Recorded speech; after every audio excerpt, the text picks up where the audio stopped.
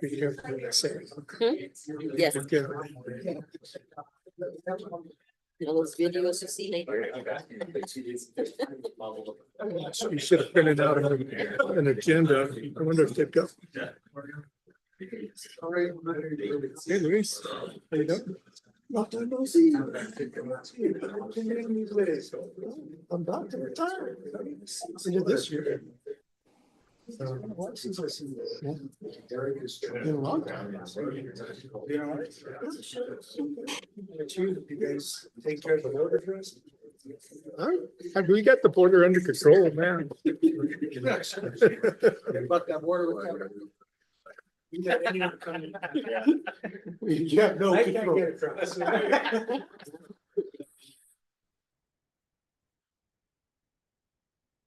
You've still got some students over here.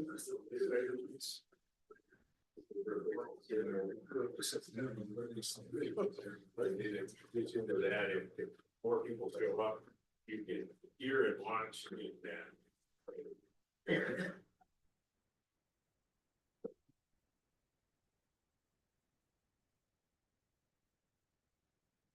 Good morning. Happy to see you all here. What we're here for is a special open meeting. We're taking up the topic of the rulemaking regarding potential interconnection rule for New Mexico's rural electric cooperatives. It's Wednesday, May 28th, 9 a.m. We're here in the Volcom building with a full house, which is great. And then we've also got a lot of folks online. So I'm going to work through the agenda, and we get the public comment, turn it over to Mr. Najjar just to get introductions done. So we're sure that whoever's present, whether you're speaking or not, we can acknowledge that you're here, and thank you for that. So having called the meeting to order, Mr. Fisk, will you call the roll? Yes, Mr. Chairman. Commissioner Aguilera. Present. Mr. Chairman. Here. And Commissioner Nyber. Present. Mr. Chairman, we have all three commissioners present. Great, thank you. And then commissioners, we have an agenda that was posted last Friday. We've had a few changes to who's expecting to speak. I think, but broadly, the structure of the agenda remains. So I would say let's proceed with the agenda and be flexible on speakers within the topics that have been noticed. So with that bit of, I guess I'm asking you guys if you're okay with that. If so, all right, so let's proceed with the agenda with that understanding. The changes I know that are here is not expecting a presentation from Tri-State, but one from Rio Grande, and then from PRC staff, not expecting Darren Ziggich, but we are expecting Orland Whitney. So anyway, that's the specific changes I know of, and then it's a pretty organic situation, so we'll see and just be flexible as we go here. Okay, so we will proceed with the agenda as posted. Public comment, as promised, I'll let Mr. Najjar go first. And then anybody who wants to give public comment, you'll have an opportunity when Mr. Najjar is done. Thank you, Mr. Chairman. You gotta push the button to make it. Thank you, Mr. Chairman, members of the commission. Dan Najjar, representing several of the co-ops in the room today. We appreciate your time and willingness to hear us out. I'm happy to say that I believe representatives of every co-op providing service in the state of New Mexico, all 19 of them, will be either in the room or participating online. And with your permission, I'd like to have the people in the room introduce themselves, just their name and their company, and then we're ready to proceed. You do. Thank you. Rachel Madruga, Columbus Electric. Chris Martinez, Columbus Electric. Michael Smith, SGS Engineering. Guy Payne, Sierra Electric Cooperative. Vince Martinez, New Mexico Rural Electric Cooperative Association. Travis Sullivan, Southwestern Electric Cooperative. Jeffrey Sousa, Socorro Electric Co-op. Sheldon Roberts, Central Mexico Electric Cooperative. Cheryl Longtree, Lee County Electric Co-op. Bobby Kimbrough, Lake County Electric Co-op. Mario Romero, Otero County Electric Cooperative. Judith Amer, Utility Division Staff, Legal Division. Fraternal County Electric Co-op. Michael McCord, Farmers Electric Co-op. Ransom Spencer, Central Valley Electric Co-op. Jim Desjardins, I'm with the Renewable Energy Industries Association of New Mexico. Lonnie Tucker, Tri-State Generation and Transmission. Carmen Campbell with Statewide. Richard Martinez, Cape Coast Electric Co-op. Chuck Garcia with Cuddy McCarthy, representing Cape Coast Electric Co-op.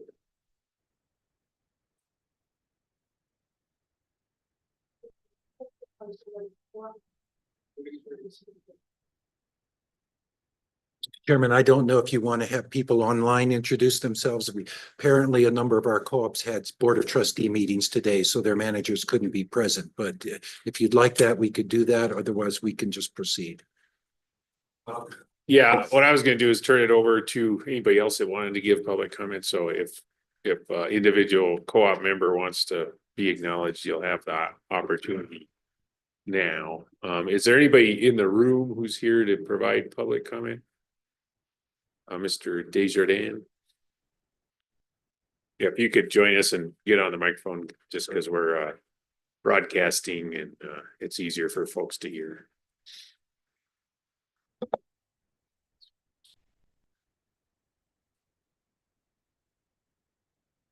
Good morning, Chairman O'Connell, Commissioners Aguilera, Nyberg. Thank you for the opportunity to speak.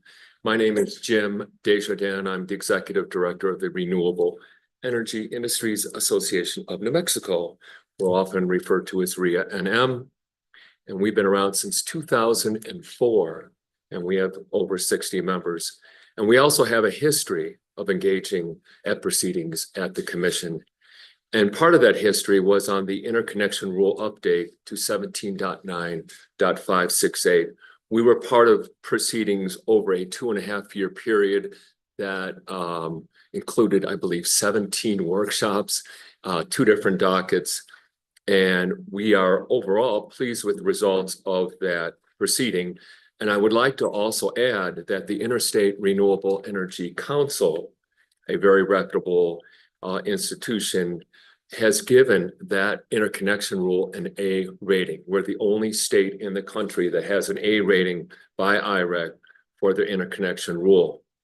And these proceedings for that interconnection rule, we had participation by the investor-owned utilities, most of the rural electric co-ops, national labs, and numerous other entities.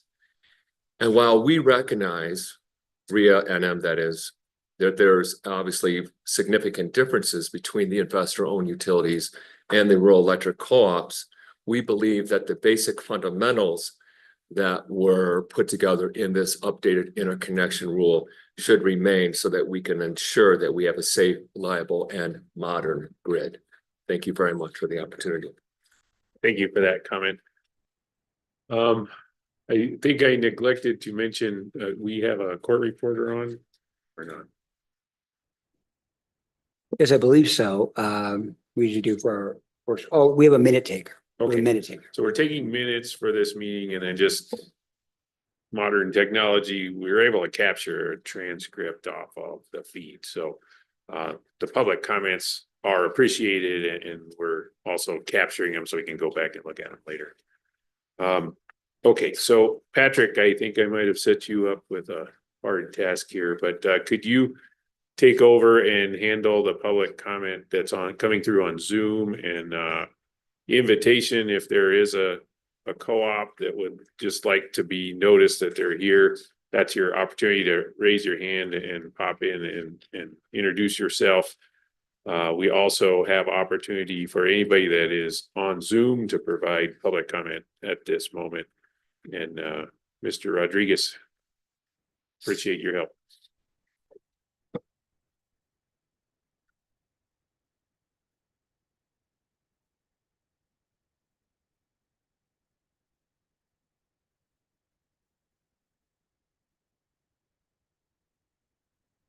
Okay, so speaking of modern technology, we're restarting the computer of the guy who's managing public comment, so.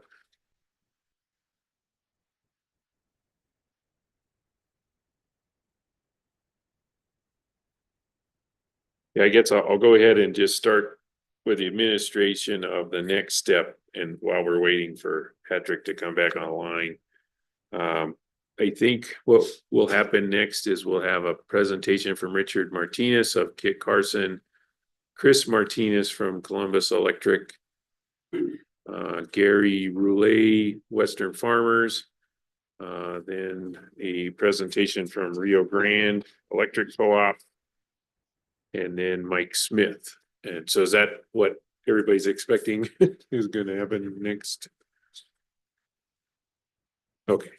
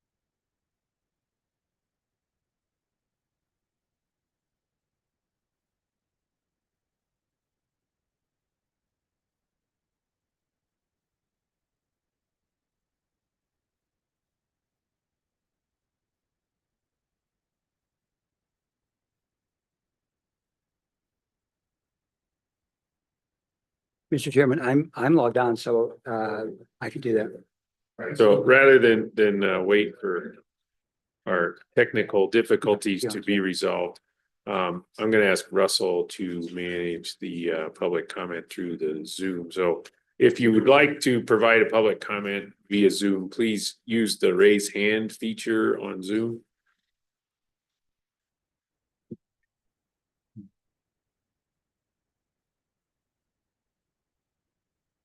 Don't see anyone yet. Okay, not seeing any. Patrick is connecting. Okay, Patrick's on, but I don't see anyone with a raised hand. So, Mr. Chairman, it looks like there is no one who would like to give a public comment online Yeah, or I introduce themselves. just want to check in with Patrick because sometimes people register in advance of a meeting. Mr. Chair, yes, I'm back and no one has Okay, signed up for online comment. all right. So thank you. And so thank you for everybody that's here. Appreciate that you're here and looking forward to the conversation this morning. So then I'd say let's move to the next item on the agenda. So we've got a series of presentations. So when you're given a presentation, could you please come to the front of the room and then push the light on your microphone so it's green. If you're online, then next up is Richard Martinez from Kit Carson, and hopefully Patrick can help make sure you're unmuted and allowed to speak. I see Richard's here and he's gonna start. And again, just if you could turn your mic on. Thank you. Good morning, Mr. Chair, Commissioners. And I'm Richard Martinez, Chief Operations Officer with Kit Carson Electric. So, today we're currently in Kit Carson Electric Co-op, we've got about 42 megawatts of renewable energy on our system, distributed, across our grid, along with about 16.75 megawatts of batteries as well. With those, projects that are, with all those projects we have in place, that puts us at 100% renewable penetration across our system. So, as today, we not allowed to push back any excess energy onto our distribution grid. It does affect our distribution grid and transmission grids. So today, we are in compliance with the variance of the rule. So we are allowing folks to connect, net metering interconnections are allowed, just right sizing, right? We can't take any excess. We have limitations on that. So we are interconnecting folks, right sizing systems, or with today's technology, using inverters to zero export energy. We are encouraging our members to utilize batteries, with the excess energy that can store them in batteries, discharge them in evening time, which helps Kit Carson. We are a nighttime winter peaking system. So during daytime, we have a lot of excess energy. We've also had several meetings with our members, going over these rules or how Kit Carson is interconnecting customers. We've had several meetings over the past 3 years and, no issues. We haven't had any issues with any members on the, connecting systems. So we've had a lot of successful meetings, on right sizing. Also,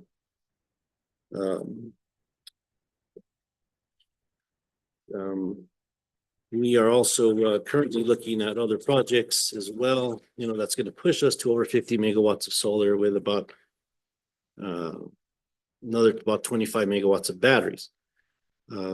So, with no issues with our system.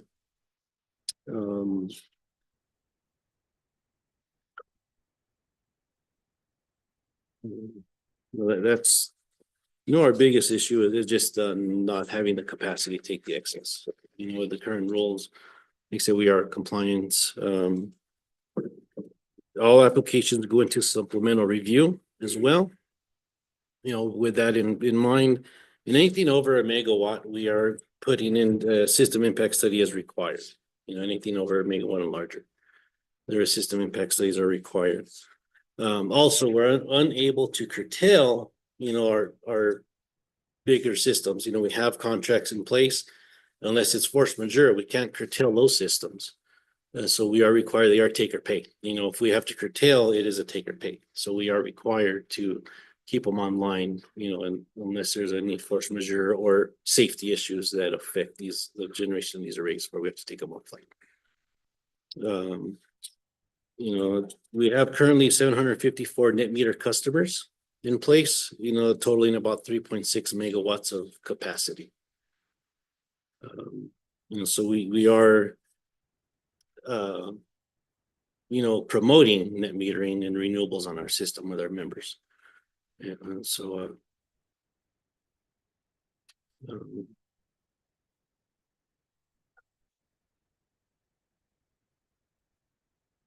that's where we can stand today with our system. That's your question. I mean, the way that today's structured is we're just gonna receive presentations now. And then there'll be a Q&A session after the break. So, Commissioner, did you have any questions right now? I do have one. Just when you're referring to right sizing, are you referring to just what the customer consumes, or is it more about the existing grid and how much it can take on from the net meter? It's what the consumer consumes, right? So offsetting their daytime use. We do have smart meters in place that we can run load profile. So if you run a profile and recommend to the member, this is your daytime energy. So we're allowing that. That's what right sizing. That's what we mean by right sizing, is offsetting daytime energy. Thank you.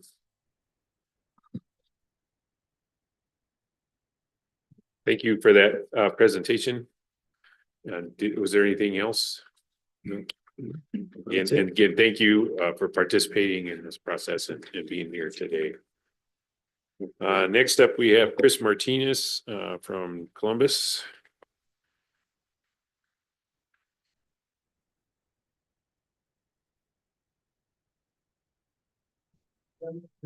Morning.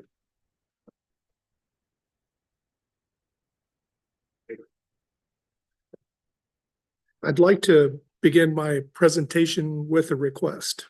What I would like to do is provide a foundation for understanding why the co-ops are proposing modifications to the 2023 version of the 568 rule interconnecting facilities. And so I'd like to provide presentation and then allow others to follow up behind me. And I think they would build on that foundation and then come back towards the end of the co-op's presentation and give a high-level overview of the changes that we're actually proposing to the rule, with your permission. Yeah, I'm just bewildered by what our agenda is at the moment. So was that what we were envisioning? Yeah, sorry about that, Mr. Chairman. I think it would be, I don't see why there'd be any problem with letting different people speak, but, you know, it's up to you, Mr. Chairman, whether we just have one speaker on behalf of Columbus or, geez, how many people are we expecting? Well, Mr. Chairman, Commissioners, what I would envision happening is I would give a short presentation and then allow those others, Mike Smith, Rio Grande, Western Farmers, to follow up. And I think the information that they would provide would be valuable, again, in building that foundation. And then I would come back and give then the high-level overview of the actual changes that we're proposing to the rule itself. Okay, and they are all on the agenda, so. Yeah, thank you. It just didn't, what you're really asking for is a second bite at the apple, and you can have it. Thank you, Mr. Chairman. Co-ops serve rural areas where consumer density per mile of line is low. And in many cases, consumers are served by these long radial lines. We're privately owned corporations that operate independently from the GNT. We're not vertically integrated utilities. Most of us do not own the interconnection point to the bulk transmission system. And therefore it requires us at certain levels of interconnections to work hand in hand with the GNT, and timelines become somewhat of an issue. The 4 East Side co-ops are served by Western Farmers, which operates in the Southwest Power Pool. 11 co-ops are members of Tri-State, and their transmission lines operate mostly within the P&M Balancing Authority. The majority of the co-ops do not perform system modeling in-house. We rely on consultants to perform the system modeling.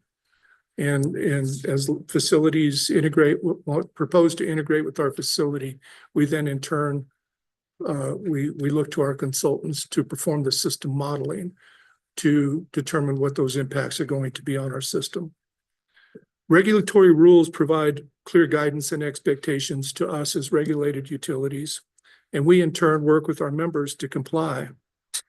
We're accessible, but the information that we present to them and discuss with them needs to be in plain language that's easily understandable. As we move through today's discussion, think of the audience or reader of the various documents and what do they need to know.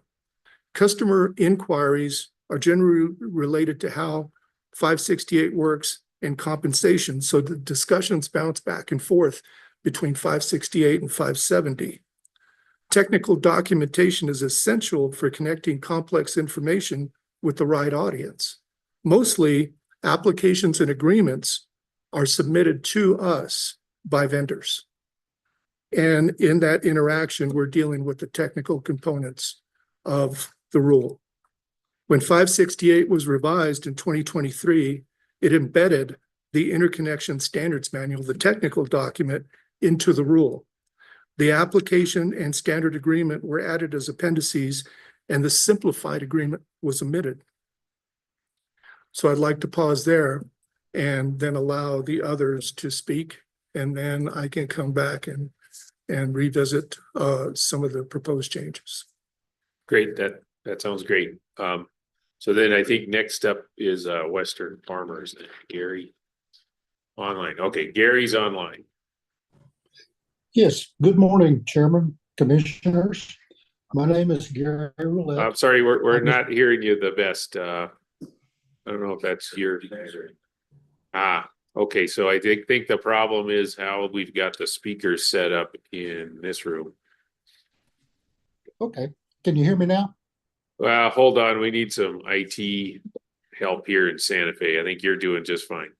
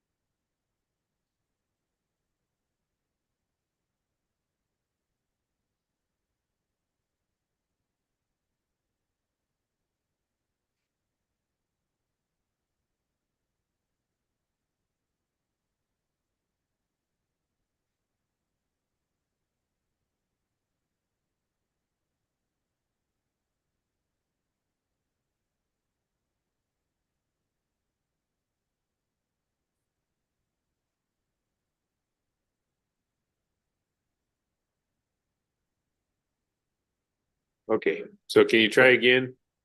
Okay, can you hear me now? We can hear you better. Okay. Good morning, Commissioners. All right, thank you. My name is Gary Roulette. I'm the Chief Executive Officer at Western Farmers Electric Cooperative. I have been so for the last 22 years, and this is my 51st year in the co-op program, so I've been around a while. I'll give you a little bit of brief information about Western Farmers and our 4 East Side members, because I suspect we're the least well-known GNT in New Mexico. We have 17 Oklahoma members and 4 New Mexico members. All of our service, including the East Side cooperatives, is in the Eastern Interconnect of the United States. And most of the rest of New Mexico is in the Western Interconnect. And so that kind of presents a problem of moving across that interconnect. And so just to remember that in the back of your mind. All of our service is through the Southwest Power Pool. Our members are part of the Southwest Power Pool. And we provide that service through the tariff that the Southwest Power Pool has, that's a FERC-approved tariff. Generally, the GNT doesn't get involved in the distribution interconnections, but there are times when there are exceptions, and I'll talk about those in just a minute. Western Farmers owns no wires or substation facilities in New Mexico. They're all owned by our distribution or our members of Western Farmers. And our 4 members are Lee County, Roosevelt Farmers, and Central Valley. And their transmission systems are connected to SPS XL, which is also part of the Southwest Power Pool.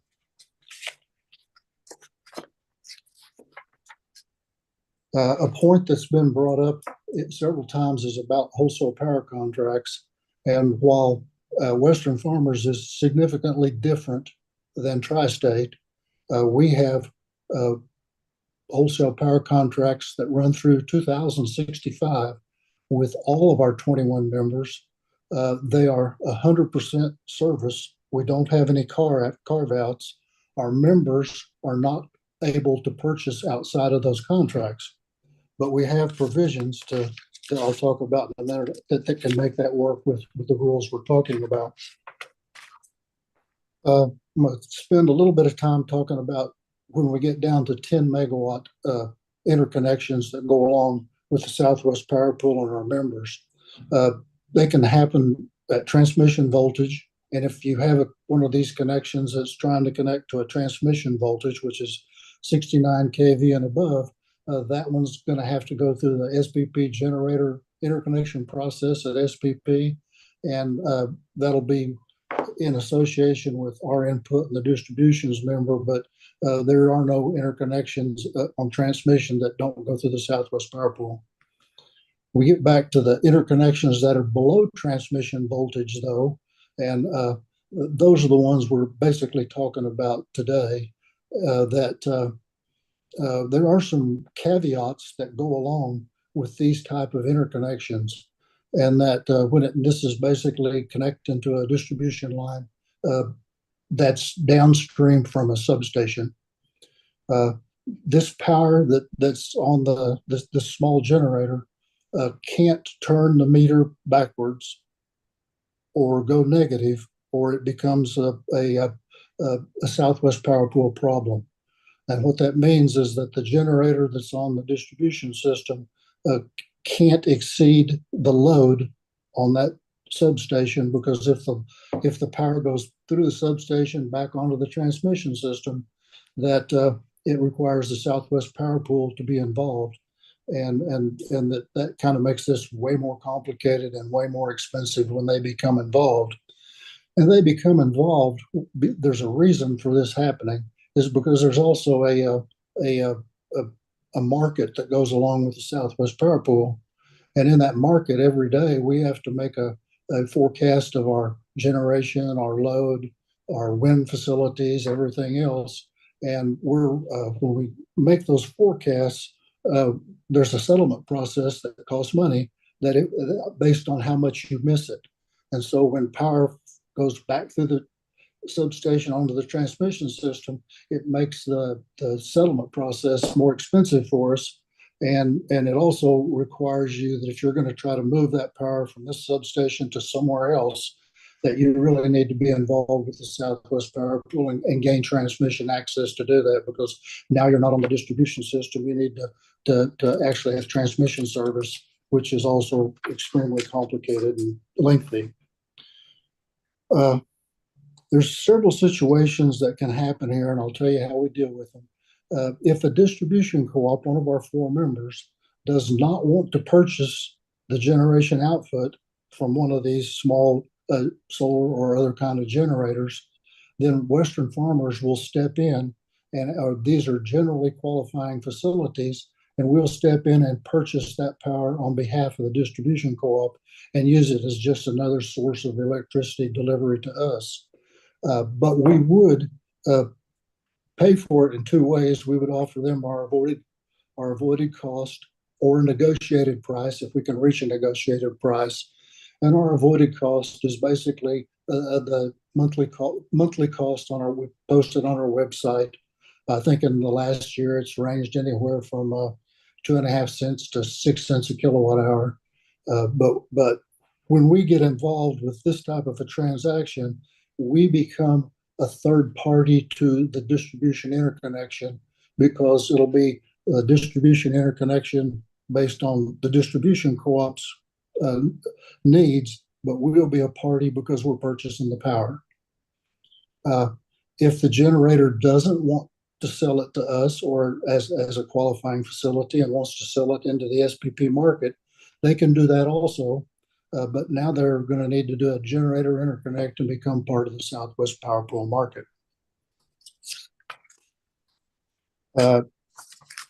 Finally, if the distribution co-op wants to purchase this power and stay within our wholesale power contract, then we will be a party to this interconnect agreement again, much like we were the last time I mentioned it, as a purchaser of their power. But we will purchase it, and then we will resell it through our wholesale tariff back to the distribution co-op, so we don't violate the wholesale power contract. And we have the tariffs we use on this are all on file at the New Mexico PRC, and that we unbundled all of our costs a few years ago so we can give benefit to capacity and almost all the things that solar avoid outside of just the energy. So we're prepared to do this and purchase these on behalf of our members, or sell it back to them, or whatever they'd like to do. But this is a little bit different than what the rule says, and we're trying to accommodate our wholesale power contract and not change it at all, but allow members to purchase, or allow these generators to sell their product to us as a purchase power agreement or to a member.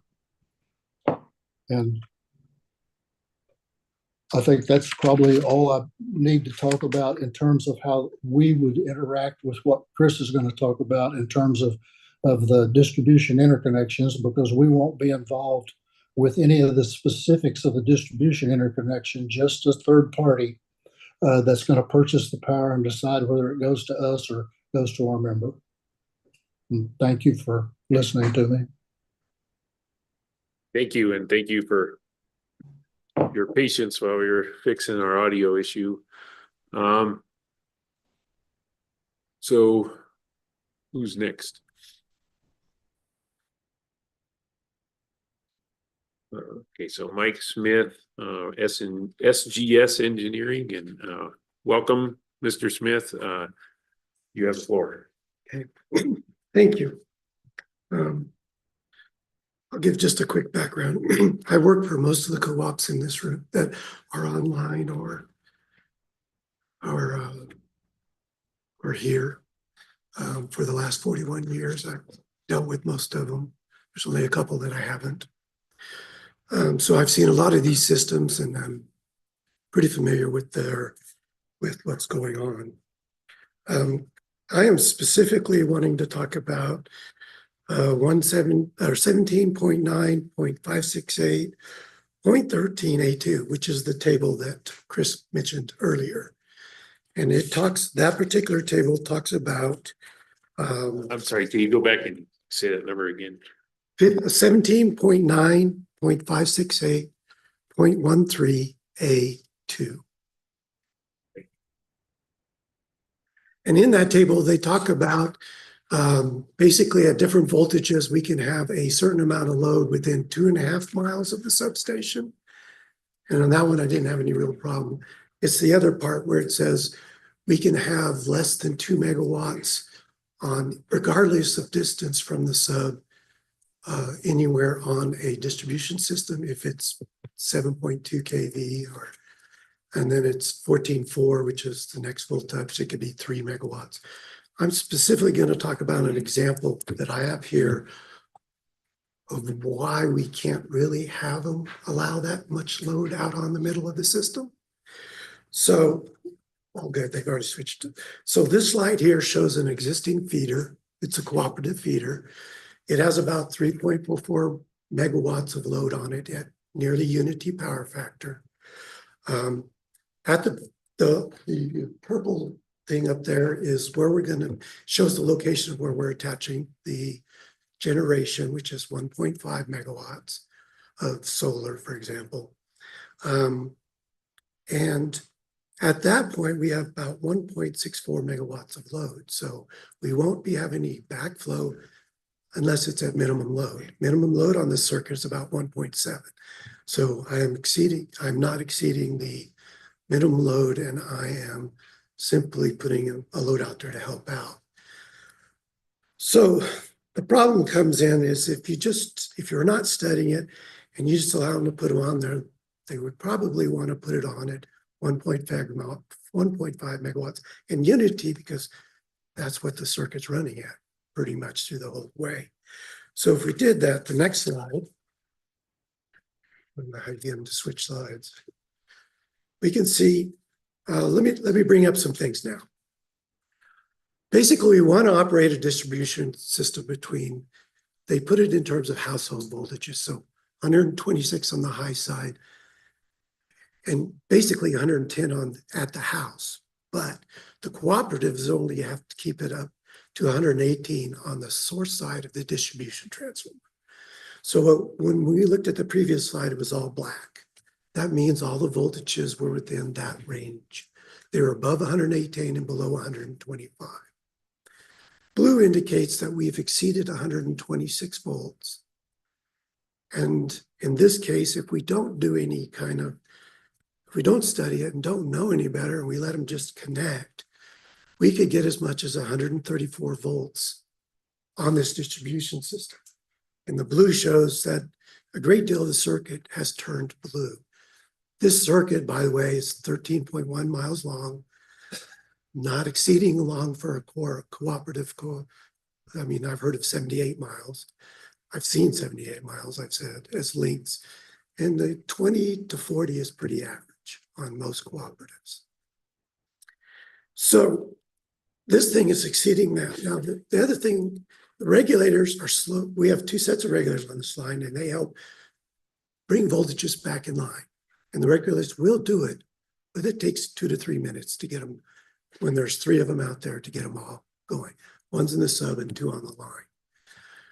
So it just takes the time, but it will bring those voltages back down. But in the meantime, if you hit 134 volts, basically, if there are lightning arresters on there, at 132, they will try to shun it like it's a lightning bolt hitting the system, and they will short it out and cause some problems. So we don't like to see voltages ranging more than about 5 volts when anything's turned on or off on the system.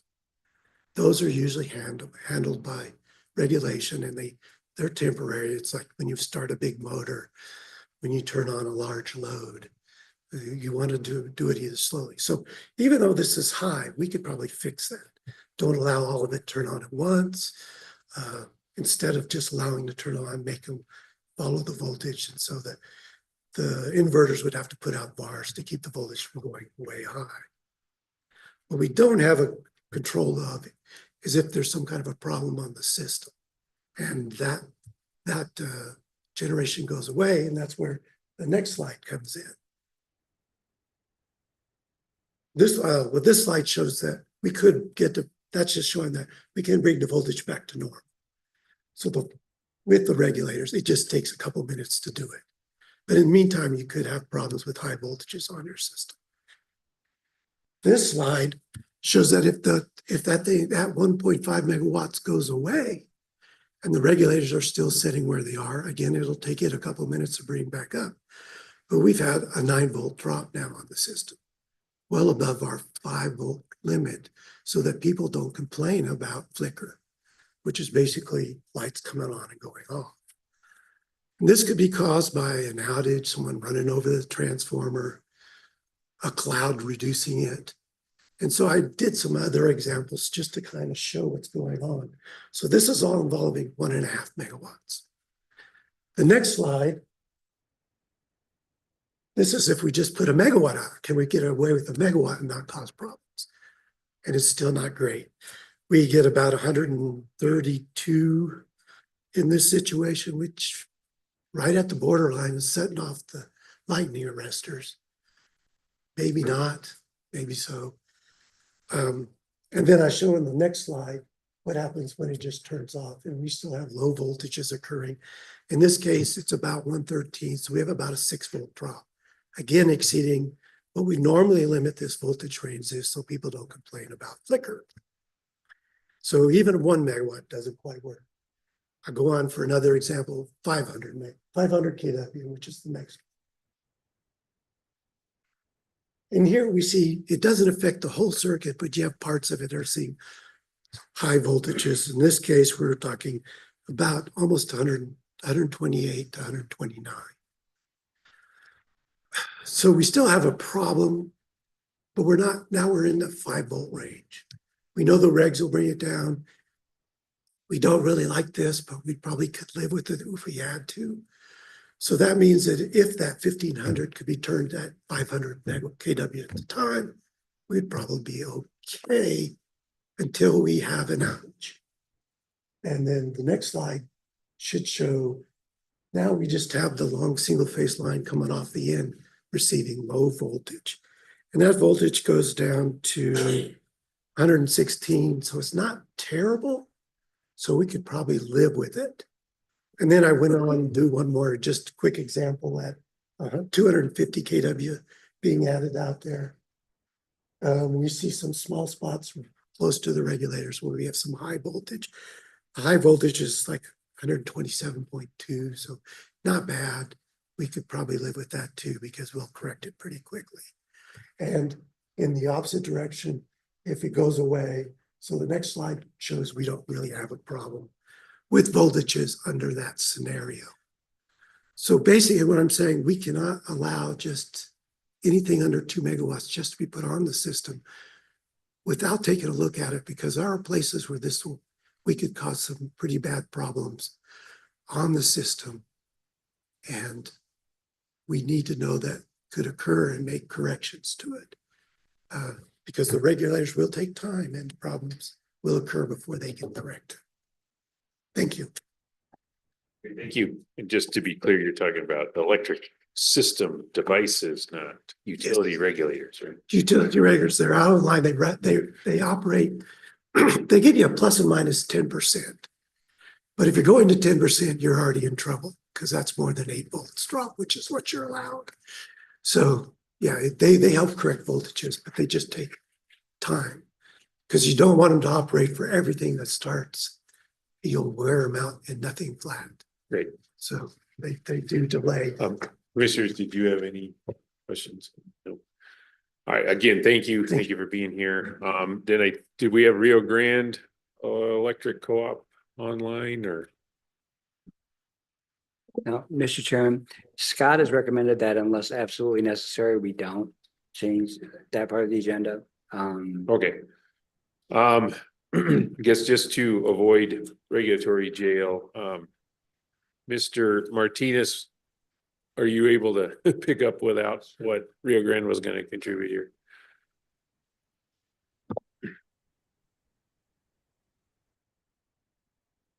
This on?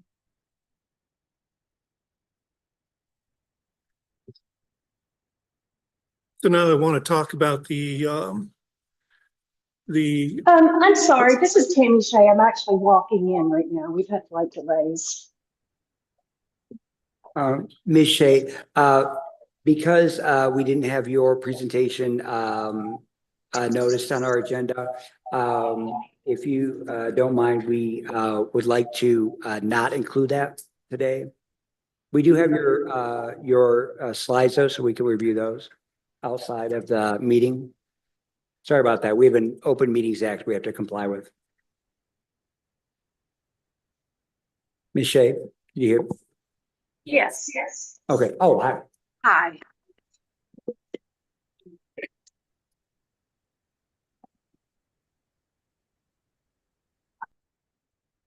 Yeah, this is happening in a docket. So we'll take all the things that have been supplied for today and paper.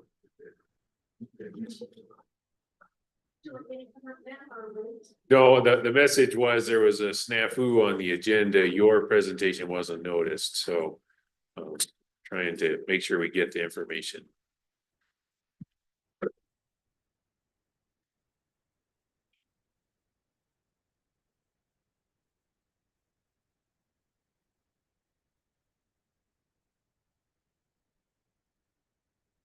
Mr. Chairman, Commissioners, thank you for allowing me to come back and give a high-level overview of some of our proposed changes to the rule. We did submit a red line for review with our proposed changes, but just from just a high-level view of this, the co-ops proposed to separate the manual from the technical requirements of the rule.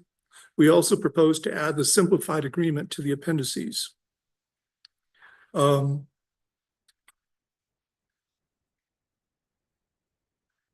I'd like to, we believe that by doing this, it satisfied customer needs while maintaining accuracy and clarity.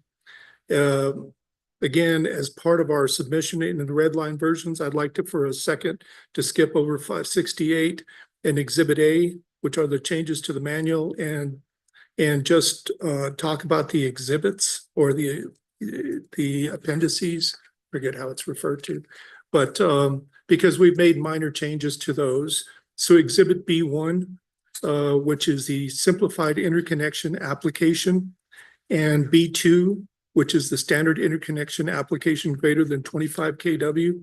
We're adopting those with no substantial changes. There was Exhibit C, the interconnection standard agreement. And that agreement, the interconnection standard, the standard interconnection agreement, we propose to add a simplified interconnection agreement. And the reason for that is that the agreement that's in place is merely for interconnecting. And in that agreement itself, it contemplates other agreements that it specifically states it's not for the export of energy, it's only for the interconnection itself. And it contemplates other agreements, but those other agreements aren't provided. So we're left to assume then that we as utilities would have to submit forms that would be approved by the commission to facilitate those other requirements. So we're proposing to add in the simplified agreement from the pre-2023 rule. The lion's share of our applicants are less than 25 kW. And that way there would be an agreement in place. In my view, specifically, when I look at combining the rule itself with the technical document and then just an interconnection agreement, it looks to me as though the primary focus of that exercise was for larger facilities, which is not the typical interconnections that we deal with. We're dealing with smaller 95+% of all of our interconnections are smaller interconnections agreement. These are regular people. And so that's why we're proposing to separate those two. So the only addition is we're proposing to adopt the application and the standard application, the simplified interconnection application, the standard interconnection agreement with a minor change to Section D, which is the cost of modifications. It seems to contemplate that there would be an option where there could be some cost sharing of improvements to the facilities. And we propose to change that. And you'll see this also as we get back to the rule. We believe that we should follow the principles of cost causation. Cost causers should be cost payers. We shouldn't be socializing those costs amongst our ratepayers. With that, unless there's any questions, I just wanted to deal with the application piece and the interconnection agreement piece, just to demonstrate that there are relatively minor changes there, but we're adopting those and including the simplified interconnection agreement. From the rule, the TIIR, SGS has prepared compliance documents for the co-ops complying with the TIIR, but we're proposing instead of having this in a public facing document, that we provide this as needed because of the fact that we don't want to add a level of confusion to smaller interconnecting people. When you put that out there, it's a very technical document. And we're trying to make this simple for smaller users. The application review process, the table for export capacity for fast track eligibility, that's what Mike Smith from SGS was talking about.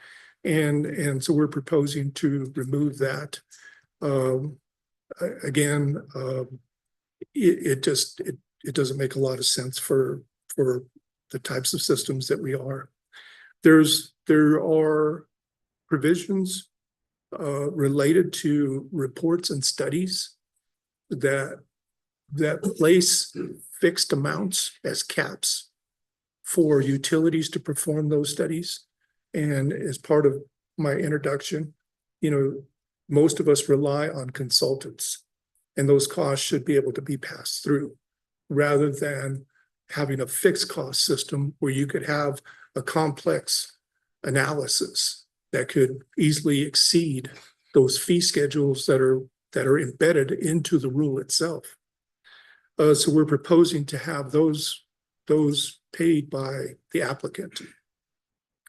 Then there's also, again, I touched on cost sharing for upgrades, and then there's a reporting requirements. The reporting requirements, they seem to be geared towards a self-analysis of gathering data and doing these self-assessments to make, I guess, I'm not sure quite the purpose, but it seems to want you to take this rule, collect all this data and do a self-analysis as to how it or the co-op's processes or utilities processes could be improved. And we've interconnected, in aggregate amongst the co-ops, thousands of net metering interconnections. And we've yet, we don't, the commission doesn't see complaints. So our processes have worked well. We believe we work well with our consumers. And as a result, we're proposing modifications or actually a rule that applies to co-ops because of how we're uniquely situated. And that concludes presentation. Great, thank you. And then just now I think I can still hear from Rio Grande and comply with the agenda is we're going to have a Q&A session at the end. So I'll ask you a question. So anyway, thank you, Mr. Martinez. And were there any other from the co-op folks, any more just wrap up or concluding remarks? I think we're actually ahead of time on our agenda. If not, we can go ahead and take a break and Excuse me, Mr. Chair. This is Elizabeth Stevens from Tri-State. We did have some brief remarks, although we don't have a formal presentation, and I do have our subject matter expert here too, as well, if you have any questions for us. okay. Yeah, Tri-State was on the agenda, so go ahead. Okay, thank you. Again, my name is Elizabeth Stevens. I'm in-house counsel with Tri-State. Thank you for inviting us to participate in this rulemaking workshop this morning. Again, I don't have a slideshow presentation, just wanted to offer just a few brief remarks. And with me this morning is Ryan Hubbard, our Senior Manager of Business Strategy. If you have any subject matter expert questions, he's happy to answer them. Just a few just some background information on us. We have 40 member systems in 4 states, and that includes New Mexico, Colorado, Nebraska, and Wyoming, and 11 of those members are located here in New Mexico. Regarding interconnections, any interconnections to Tri-State's transmission facilities are governed by our Open Access Transmission Tariff, or OAT, filed at FERC. The OAT does include interconnection procedures for both large and small generators, and the threshold between large and small is 20 megawatts. However, interconnections to our member distribution systems is not governed by Tri-State's OAT. We do not manage interconnections to member systems, but we are treated as an affected system. And with some members in New Mexico, PNM would be the affected system.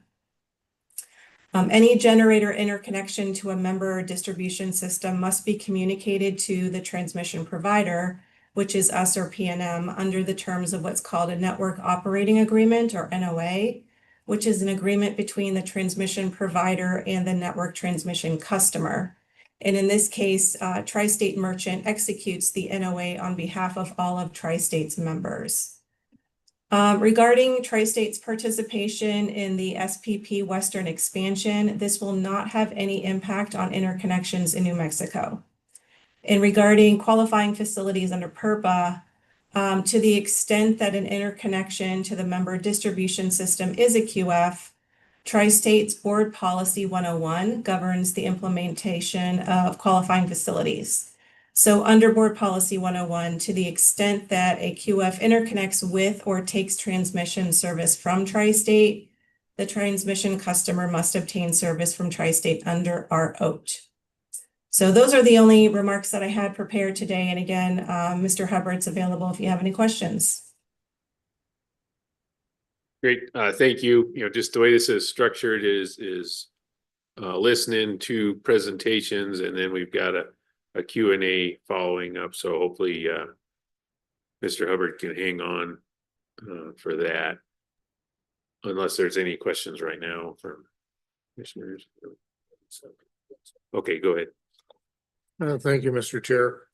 In the email you sent us today or yesterday, the red line rule, is that the one that was referred to by the co-ops?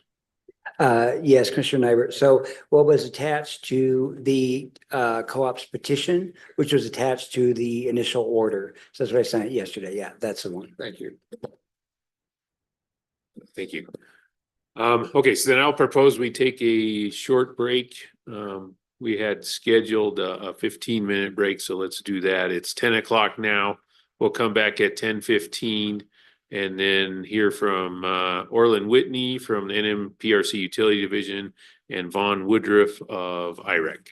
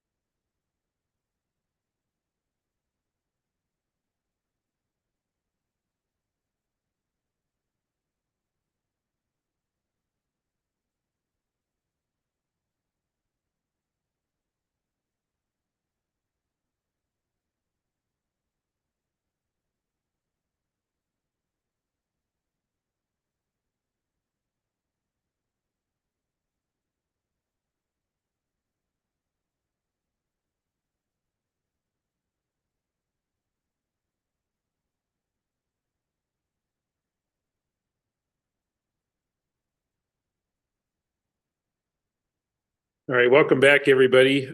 We are in a special open meeting, informational workshop on the rulemaking regarding interconnection rule for rural electric cooperatives. That's docket number 250008 UT. And so far we've had very informative presentations from the representatives of co-ops and G&Ts. Next up, we're going to get the comments from NMPRC Utility Division staff. So, Mr. Whitney, are you with us? Yes, can you? Yep. Okay. We hear you. We see you. Floor is yours. Oh, okay. Good morning, Chair O'Connell, Commissioner Aguilar, and Nybird, as well as staff. Thanks for the opportunity to appear before you today. I appreciate the Commission's leadership in initiating the rulemaking process to develop tailored interconnection standards for rural electric cooperatives, as outlined in the initial order. We recognize the importance of this effort to ensure a safe, reliable, and efficient interconnection of generating facilities up to 10 megawatts while addressing the unique operational needs of cooperatives. Next slide, please. So to provide a little background, the New Mexico Public Regulation Commission initiated this rulemaking following a joint petition from several co-ops. And the goal is to develop an interconnection rule applicable to generating facilities up to 10 megawatts, but tailored to the operational realities of the co-ops. Generally, Rule 568 applies broadly to all utilities, but does not fully address the unique challenges faced by the co-ops. The Commission has engaged in informal workshops and stakeholder collaboration prior to formal rulemaking to ensure the rule is practical and effective. Next slide, please. So let's review the current interconnection procedures as outlined in the initial order. When an applicant submits an interconnection request, the utility must notify them in writing within 5 business days if corrections are needed, and failure to respond results in an application withdrawal. After initial review, the utility offers a meeting within 10 business days to discuss possible modifications, supplemental reviews costing $2,500 or full studies. Supplemental reviews evaluate technical criteria such as load, voltage, and safety. For complex cases, detailed feasibility, system impact, and facility studies are conducted. Throughout the process ensures safety, reliability, and efficiency. Next slide, please.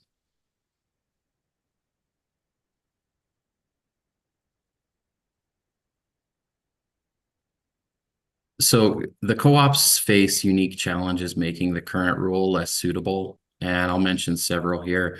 There are long distribution feeders of up to 20 to 40 miles, and some single phase up to 80 miles with limited conductor sizes.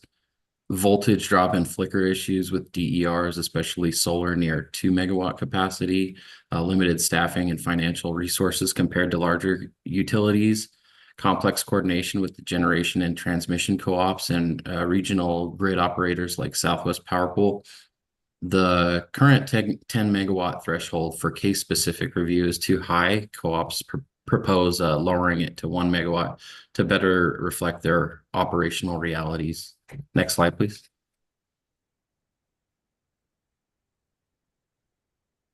So staff recommends workshops to discuss co-op operational realities and explore modifications to the interconnection rule. And this includes considering exemptions from Rule 568 or developing tailored standards specifically for co-ops. Staff emphasizes stakeholder engagement and transparency to better ensure the rule is fair and effective. And staff engineers support a collaborative approach, balancing safety, reliability, and practicality. Next slide, please. Key proposed features for the co-op tailored rule include lowering the case-specific review threshold from 10 megawatts to 1 megawatt, providing technical interconnection and interoperability requirements, Those are TIR documents upon request rather than public posting. Streamlined application process with clear instructions and fee schedules, flexible queue management accommodating co-op technical constraints, cost recovery for pre-application reports reflecting consultant engineer involvement, and removal of self-evaluation data collection due to historically low complaint volumes. Next slide, please. And the benefits of adopting a tailored interconnection rule for co-ops, it aligns the requirements with unique co-op operational realities, improving DER integration efficiency and reliability, simplifies access to technical documentation, reducing applicant confusion, supports limited financial and staffing resources of co-ops, and fosters collaboration among co-ops, consultants, and regulators for smoother interconnection experiences. Next slide. So the potential challenges of doing this are increased administrative workload for lowering the review threshold to 1 megawatts. There's possible reduced transparency in queue management compared to investor-owned utilities. The need to clarify monitoring and enforcement for emerging DERs like EV chargers, complex coordination with generation and transmission co-ops and regional grid operators, requirement for ongoing updates to keep pace with evolving technologies and grid impacts. Next slide. So the next steps are to conduct informal workshops with the co-ops, stakeholders, and staff to refine proposed rule features, gather feedback on technical, operational, and procedural issues, develop and file draft rule language for public comment and commission approval, and implement the new co-op tailored interconnection rule to provide a practical and effective framework for rural interconnections. Next slide. So I'll conclude to say staff is committed to developing a balanced and practical interconnection rule that meets the electric cooperatives' needs in New Mexico. Collaboration and transparency are critical to our success. We welcome your questions and feedback during and after this meeting. And my contact info is there at the bottom, and I'll now stand for questions. Hey, thank you, Mr. Whitney.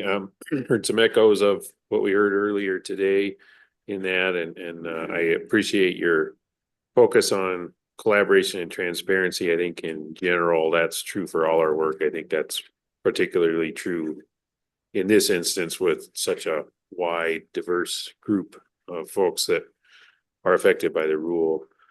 Commissioners, did you have any questions for Mr. Whitney?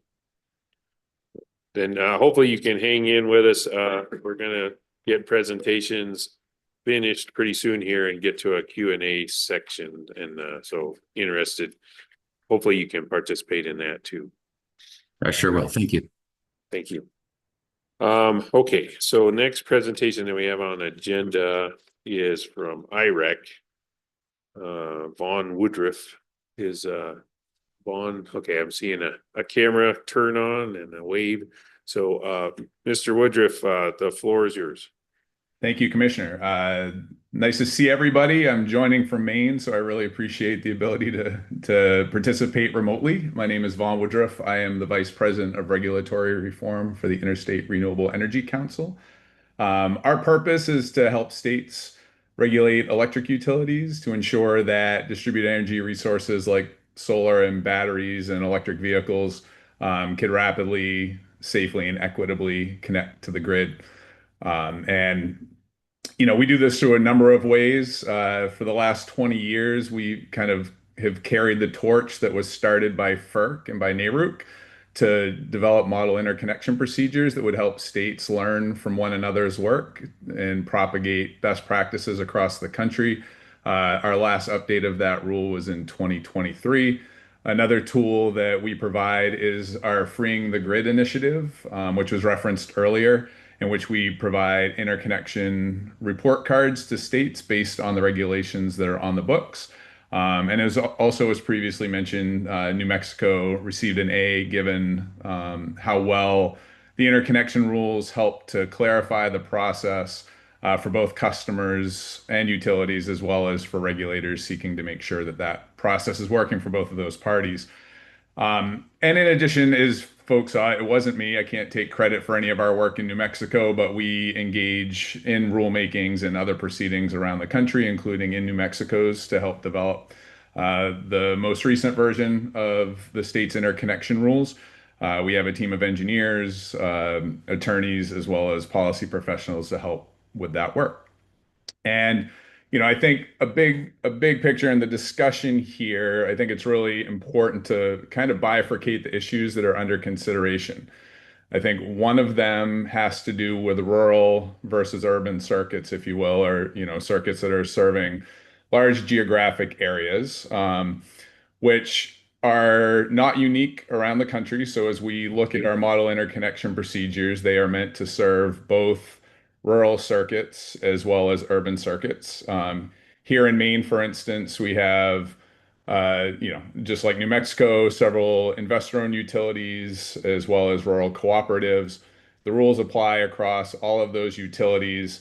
And we have, one of our investor-owned utilities has one of the most rural distribution networks within the country, and similar rules to what are seen in New Mexico apply there for an investor utility that services a rural area. So as we talk through the considerations here, I think it's important to recognize that there are maybe some unique characteristics of the utilities in New Mexico in terms of how rural they are compared to the investor-owned utilities, but that the model interconnection procedures, much of which the New Mexico rules are based on, are meant to be applicable for both rural and more urban networks. And then I think the other piece under consideration here are, the resources that are available to an investor-owned utility versus a consumer-owned utility. And has been mentioned numerous times, the size of cooperatives doesn't, typically means that they're not going to have the same level of engineering expertise on staff, and the need to pull in consultants such as SGS has been brought up here today in order to do that. And so, having reviewed the documents in this proceeding thus far and the proceeding that preceded it, I think, a few things come to mind for the commission that could be valuable for the commission to consider as it goes through this proceeding.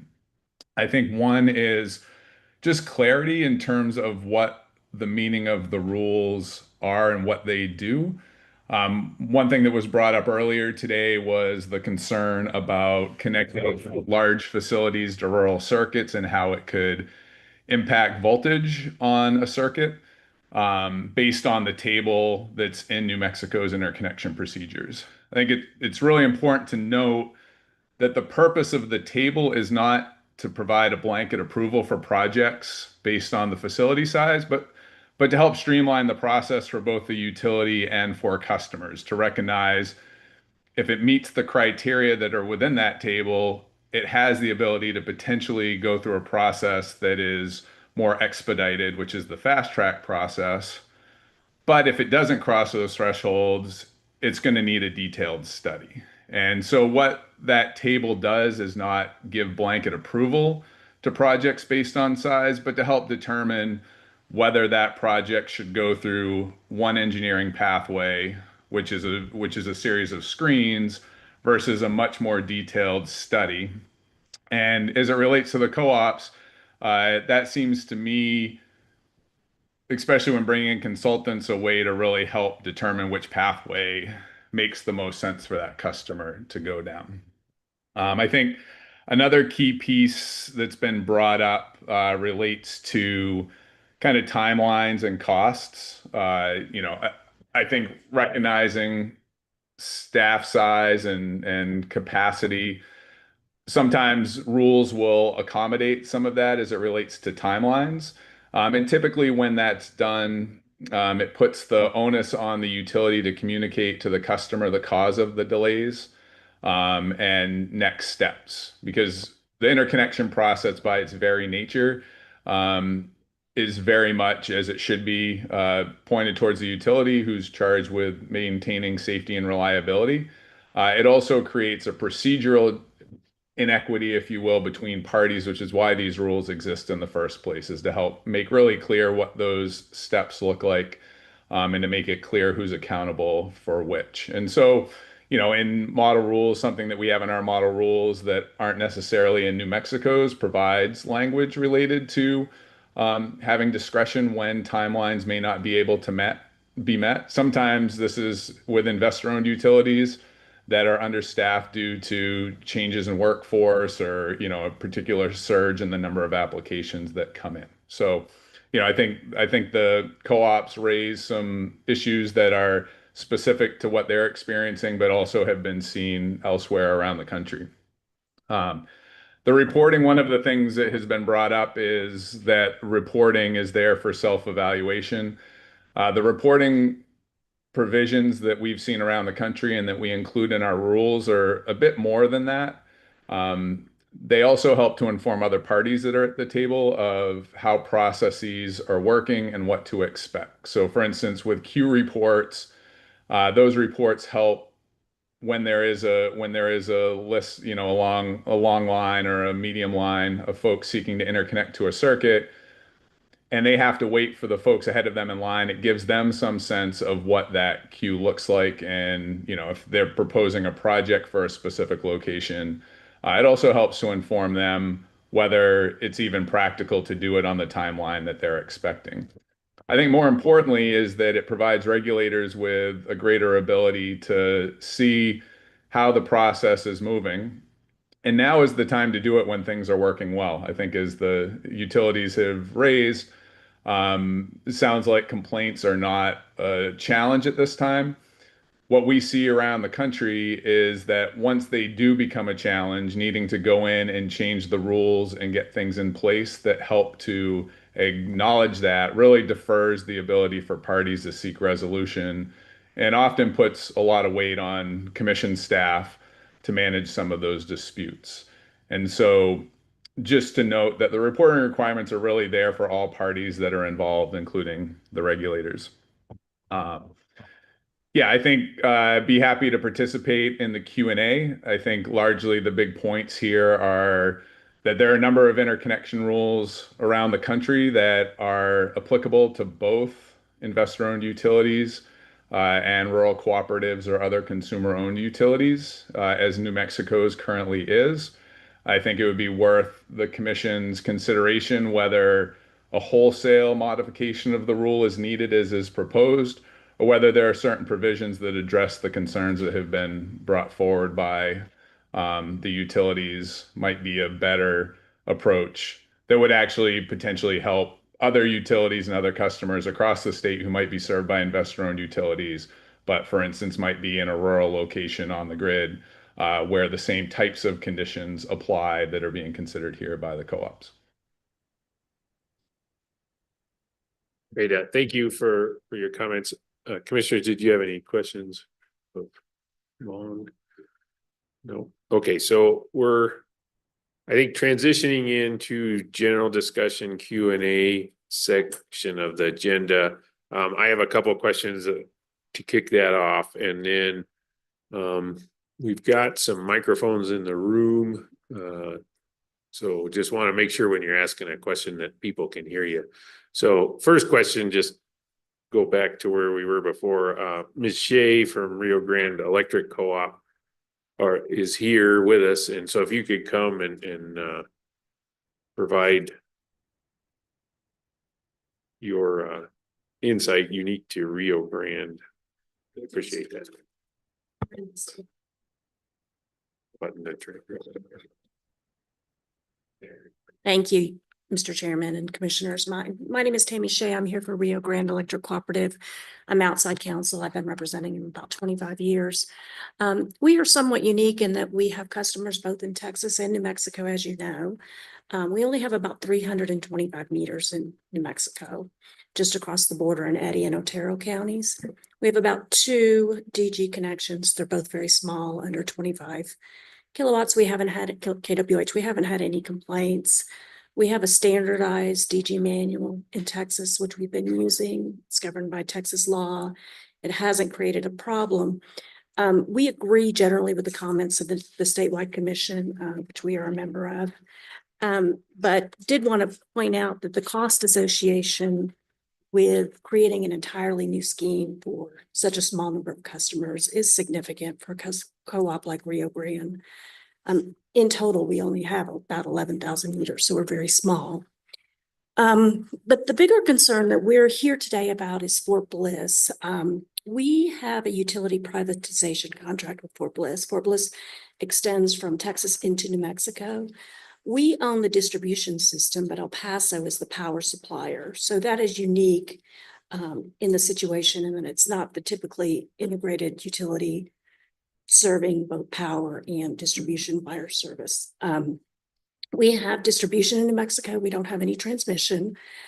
But the utility privatization contract governs things like distributed generation, interconnections. There are timelines, there are procedures, there are contractual provisions, including liability, cost, and how those costs can be transmitted over to the government.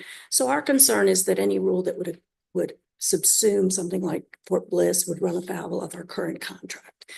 I know there are exceptions in there for current interconnection agreements, but these may not be current interconnection agreements, but they fall within the provisions of the contract, giving the overall policy and provisions that apply to additional service requests. So that's a big concern. Also costs being, set costs, for instance, like the $2,500 set costs for the supplemental review. Those are also governed by our contract as to what we can and can't pass on and how much we can and can't pass on to the government. So again, it's just a concern that our contract is going to run afoul. So we would like to either see it exempt from the rule, or we can apply for a variance to have it exempt from the rule. Other things, a big consideration in the rule is queue and priority and things like that. And that is not a concern at all with Fort Bliss because it has its own department, its own system. And again, everything's governed by contract. So when they put something in for a request, then it's automatically governed by the provisions of the contract. And again, we're dealing with a sophisticated government utility user. So those protections aren't necessarily needed for that user. So we're here today. We just wanted to highlight that because that is unique from the other statewide association concerns and is very important to us given the uniqueness of that situation. Thank you for being here and providing that comment. My next question then was for Mr. Fisk. If you could just, before we get into the discussion and the Q&A, just remind everybody what the process is from this point to get to final rule. Yes, Mr. Chairman. So we're in the informal part of the rulemaking process. This is an informal workshop. The commission could, hold another workshop or could move to the formal stage of the proceeding, which is governed by the State Rules Act. And that would happen by the commission issuing a notice of proposed rulemaking, which would be published, and which would refer to a proposed rule. That would be the commission's proposed rule for the public to review. That could be the co-op proposed rule or some variation thereof, or something else entirely. And then would begin the formal rulemaking process, which would involve written comments provided by any member of the public, including the participants here, on a set schedule that we published in that notice. It was called a NOPR. There would be a formal comment hearing with a transcript that would be done at that time.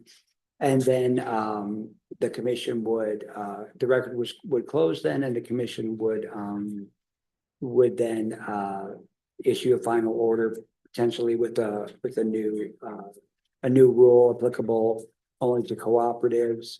Or another possibility is to do amendments to Rule 568, have certain sections that apply differently to the co-ops, which is how the co-ops, as you know, have set up this rule as amendments to the interconnection rule that already exists. So, but in the meantime, a rulemaking is a little different from an adjudication in that the commission and its representatives can speak freely with rulemaking participants without being concerned about ex parte communication issues throughout the process until the record closes.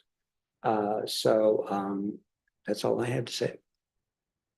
Thank you for that. So, just broadly, we're in the informational gathering or the informal phase of the process. Intention is to move forward with the formal rulemaking that we're going to have to follow to get something filed with state records. So this is a great opportunity to learn from each other, try to, I would love to achieve something that's pretty close to consensus before we move forward with the formal rulemaking process. So one of the great advantages of today, and I know, co-ops, you work together a lot. So you have a good basis for that and a good conduit and organization from New Mexico Rural Co-op Association. So, and then we've got commitment to working with you from utility division staff, which I'm also looking forward to. And I really appreciated IREC's comments on why we want a rule. The goal of any rule is just to clarify how we're going to proceed to work together. And then that allows people to work together. It's not, any rule's not ever going to be perfect. There might be things that have to be addressed, but just setting a table so we all know where dinner is going to be is very valuable. And so that's what we're about. And thank you, Mr. Fisk, for reminding us where we're at in that process. So having said that, I'm going to open the floor now just for an open discussion and a Q&A. Again, I can see we've got folks listening online, so we'll try to make sure we can get you a microphone before you make your comment or ask your question. And then I'll start with Commissioners Nybert and Aguilera if you've got any questions you want to open this discussion period.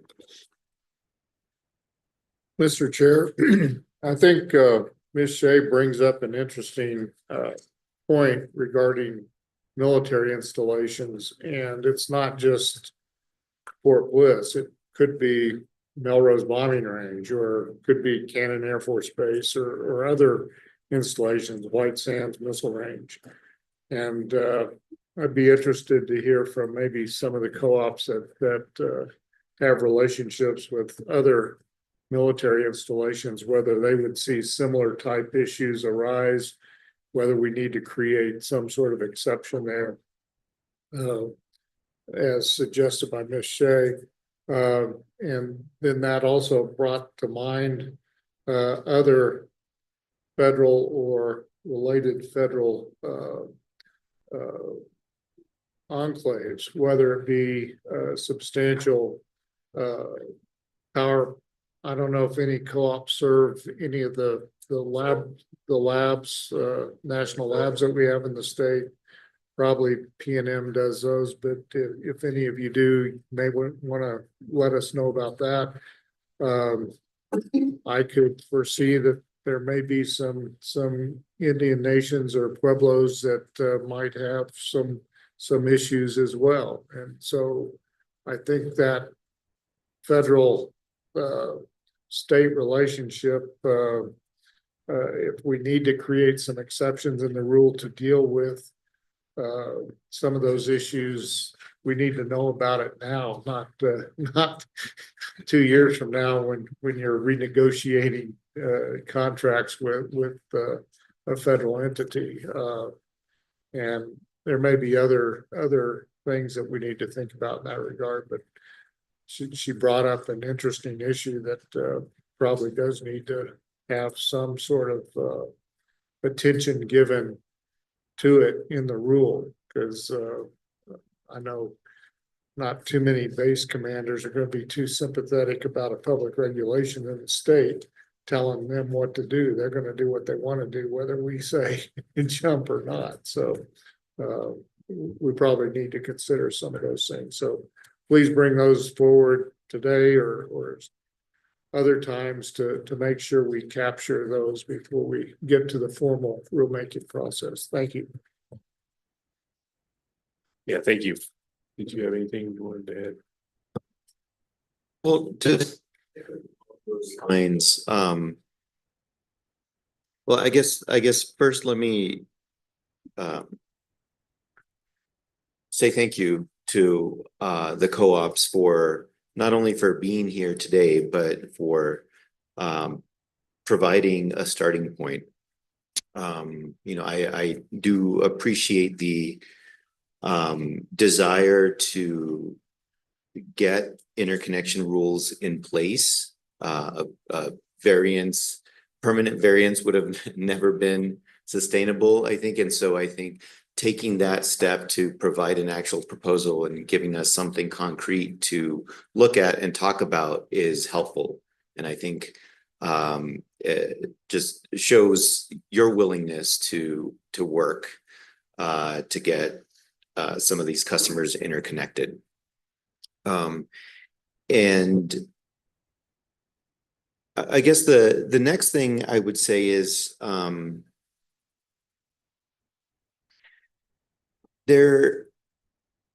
just want to make sure that we continue on this path, is to try to solve the problem, because I don't think the right approach would be to say this is a problem, so we can't interconnect customers. I think all of the things that we've been talking about have solutions. You know, Mr. Smith provided some potential situations where there are problems that could be caused, but that doesn't mean they don't have solutions. And I think the other part of it is also, what is the cost, right? And how many customers?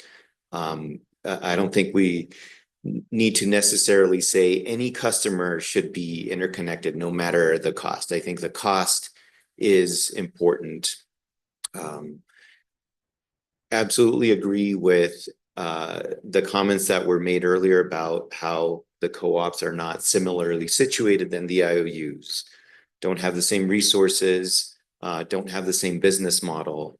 And I am definitely open to having a rule that is tailored for the co-ops. And so we have problems and we're here to talk about potential solutions. And so I think that's the right approach here. And then I guess the other thing that I want to talk about is the contracts. As a general matter, I don't think that contracts should be driving exactly how markets or these transaction or commission rules should work. I recognize that they exist. I've had an opportunity to look at Tri-State's wholesale electric service contracts from when they became FERC jurisdictional. And so it was my job to onboard Tri-State to becoming FERC jurisdictional.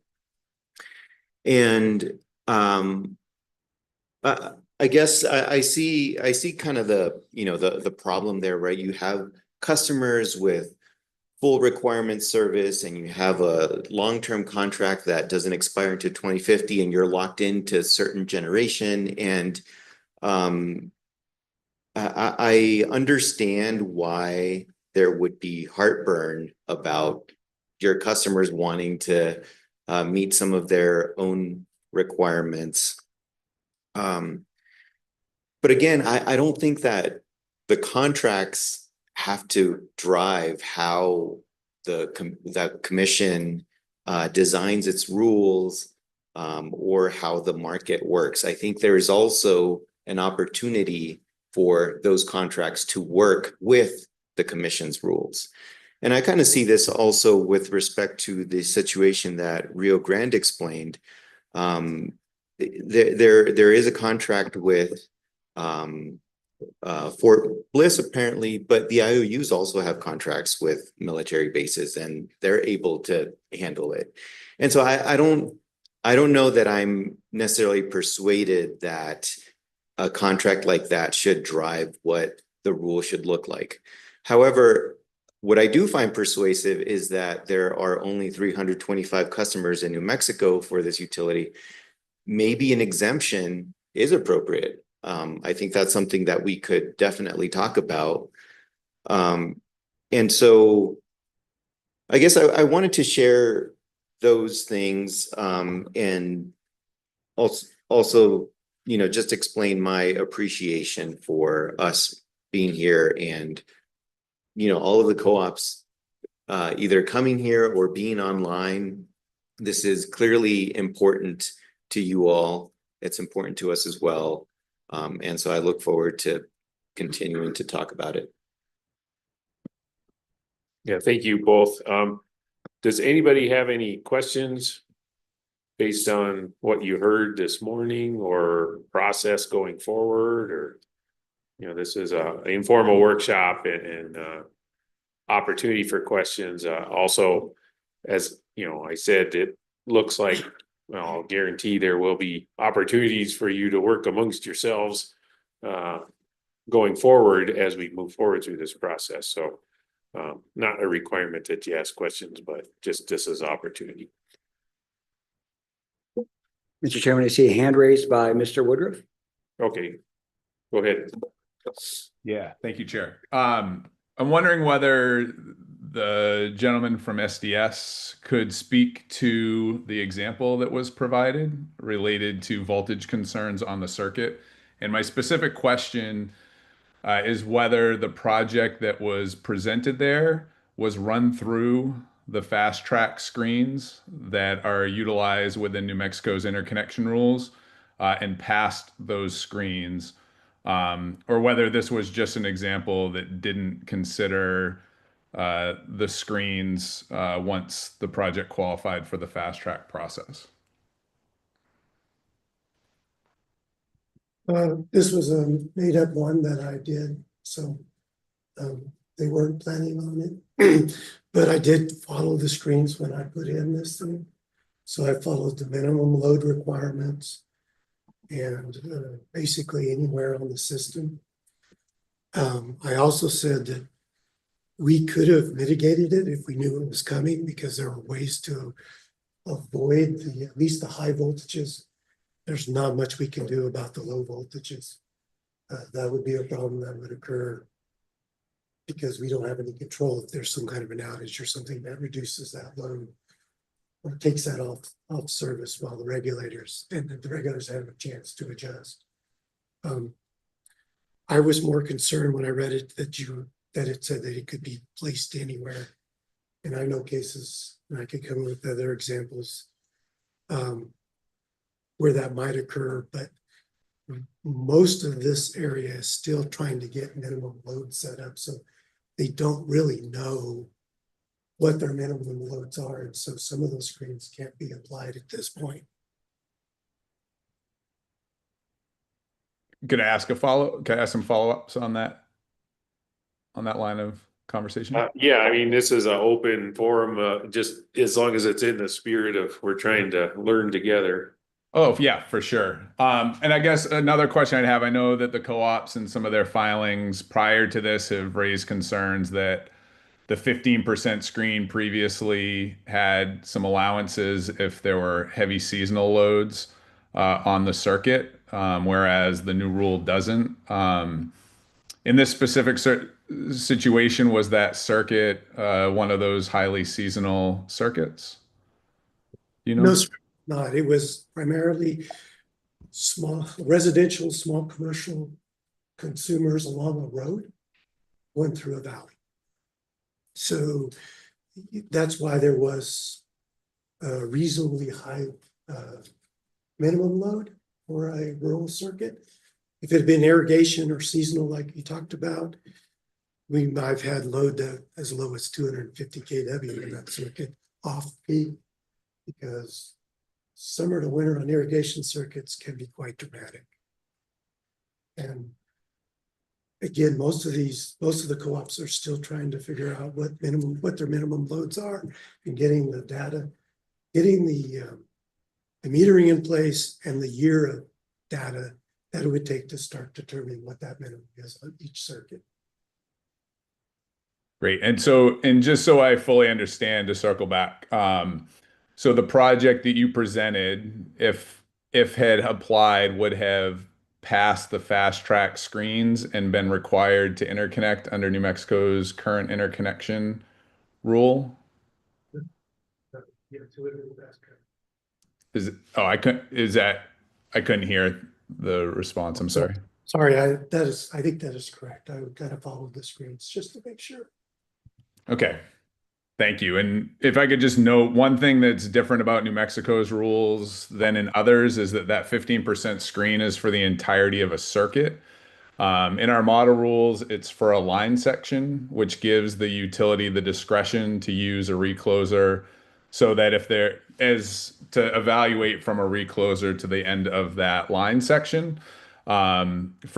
For situations like this, where you put the biggest thing that could potentially be connected, 15% of the total load, way at the end of a circuit. So there may be some provisions within the rule that could be adjusted that would probably address that concern. I don't think there is a 15% rule in here. It's minimum load is what they have to look at. It's the minimum load on the circuit is the limitation on the DG that's being put on the circuit. Correct. Yeah. And just to clarify, it could be that minimum load, it could be to the minimum load on that line section, similar piece. It sounds like from what the utilities have shared is the cost, which is understandable. The cost of putting in metering to get minimum load on the circuits is cost prohibitive. My line of inquiry is just going back to what was required under the rule before the end of 2023, which, in absence of the minimum load data, would allow the utility to use the 15% screen, which is pretty common, and I think is proposed in the Appendix A for what the co-ops had submitted. So yeah, thank you for those details. Great, thank you, and thank you for engaging in that. I mean, that's just a good example of let's work together to understand the situation better, and we'll come out with a better rule out the back end. Yes, sir. Good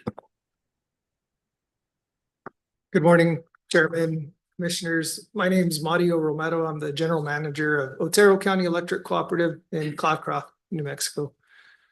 We serve Otero and Lincoln County, but there's many things. I think, as you guys have heard in the past, you met one co-op, you've met one co-op. One of the things that makes us very unique is we have over 1,200 interconnections that have gone through our interconnection process under the old rule, continuing today under the variance. We have 760 net meter rooftop solar interconnections on Holloman Air Force Base. We serve 1,100 homes out at Holloman Air Force Base. We do not serve any of the military loads, necessarily any of the critical loads, but we do serve the housing area. We also have a pretty engaged membership is outside of the Air Force Base. We have over 500 interconnections outside the Air Force Base. I believe it was, there was a report that came out, I believe it was the National Renewable Energy Laboratories, that ranked penetration of solar. This was probably 8 or 9 years ago. Otero was, I believe, 6th in the nation. That included all utilities, including investor owned. And 5 of the highest 5 were all in Hawaii. So that just kind of gives you perspective of, you probably didn't know that there was a utility in New Mexico that had that level of penetration into their system. So we have a fair share of experience with this process.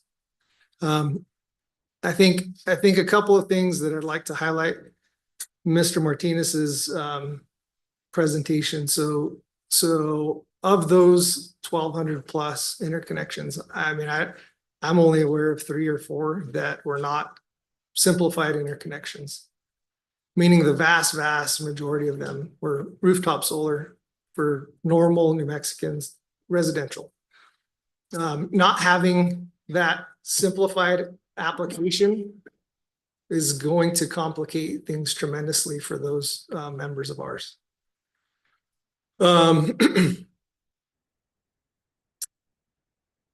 Let's see. I think another consideration, going back to the contract and Commissioner Aguilera's comments. I agree with you. I don't think that our contractual relationship with Tri-State has really changed anything, but it does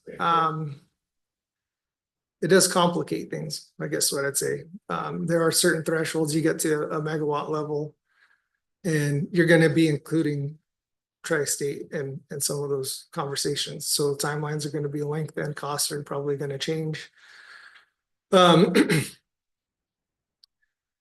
You know, I would probably the thing that I'd highlight the most is, as cooperatives, member-owned, not-for-profit entities, there is no one to pay for whatever costs that we incur other than our members.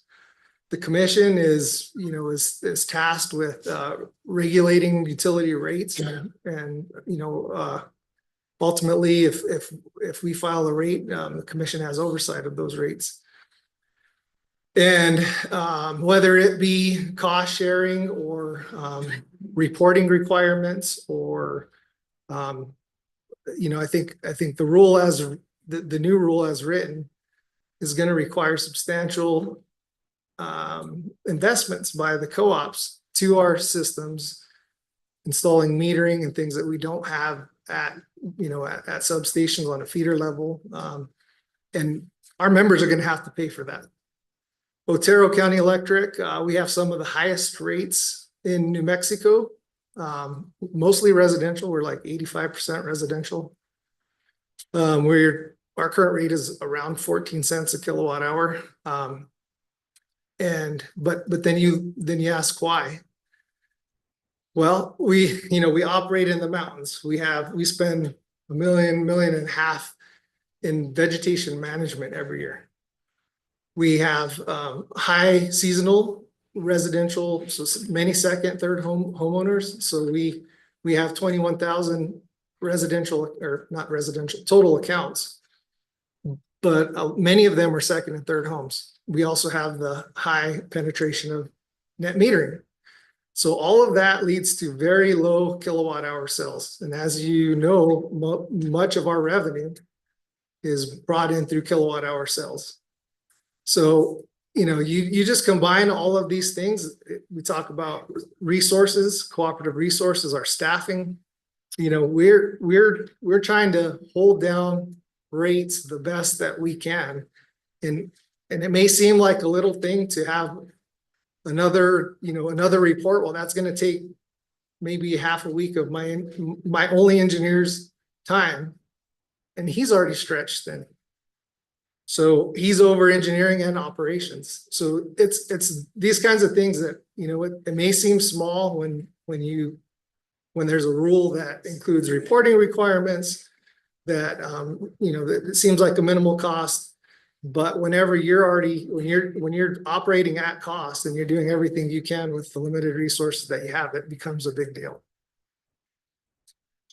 Thank you. And I'm happy to answer any questions. Yeah, thank you. Any other comments, questions? Yeah, Mr. Yeah, thank you, commissioners, and Do you have a microphone? Mr. Martinez. Could you? Hold on a second. Can I get a mic? Yeah, I had a couple questions on, I believe it was comments from Mr. Martinez.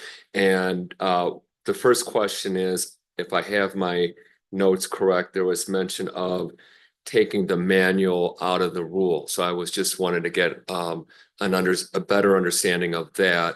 And then my second question was with cost sharing. And when we did the update for the interconnection rule, there was a subcommittee that focused just on cost sharing. And after much discussion, we ended up with on a case by case basis, for lack of a better way of explaining it. And that is what's in the current rule now. So I was wanting to get an understanding of, if I heard it correctly, there was an interest in removing that. So I was hoping to get an understanding of that as well. Thank you.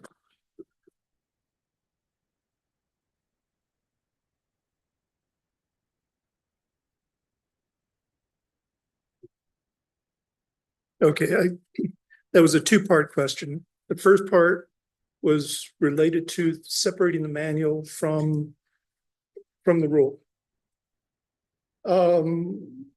It's more of a, it's more structural than it is in a lot of ways material. Because what you're doing is the information, instead of being combined, is just separated as it was pre-2023. So the technical requirements, there are some modifications in there. We've discussed those. The rule itself, there are some modifications. We've addressed that here. But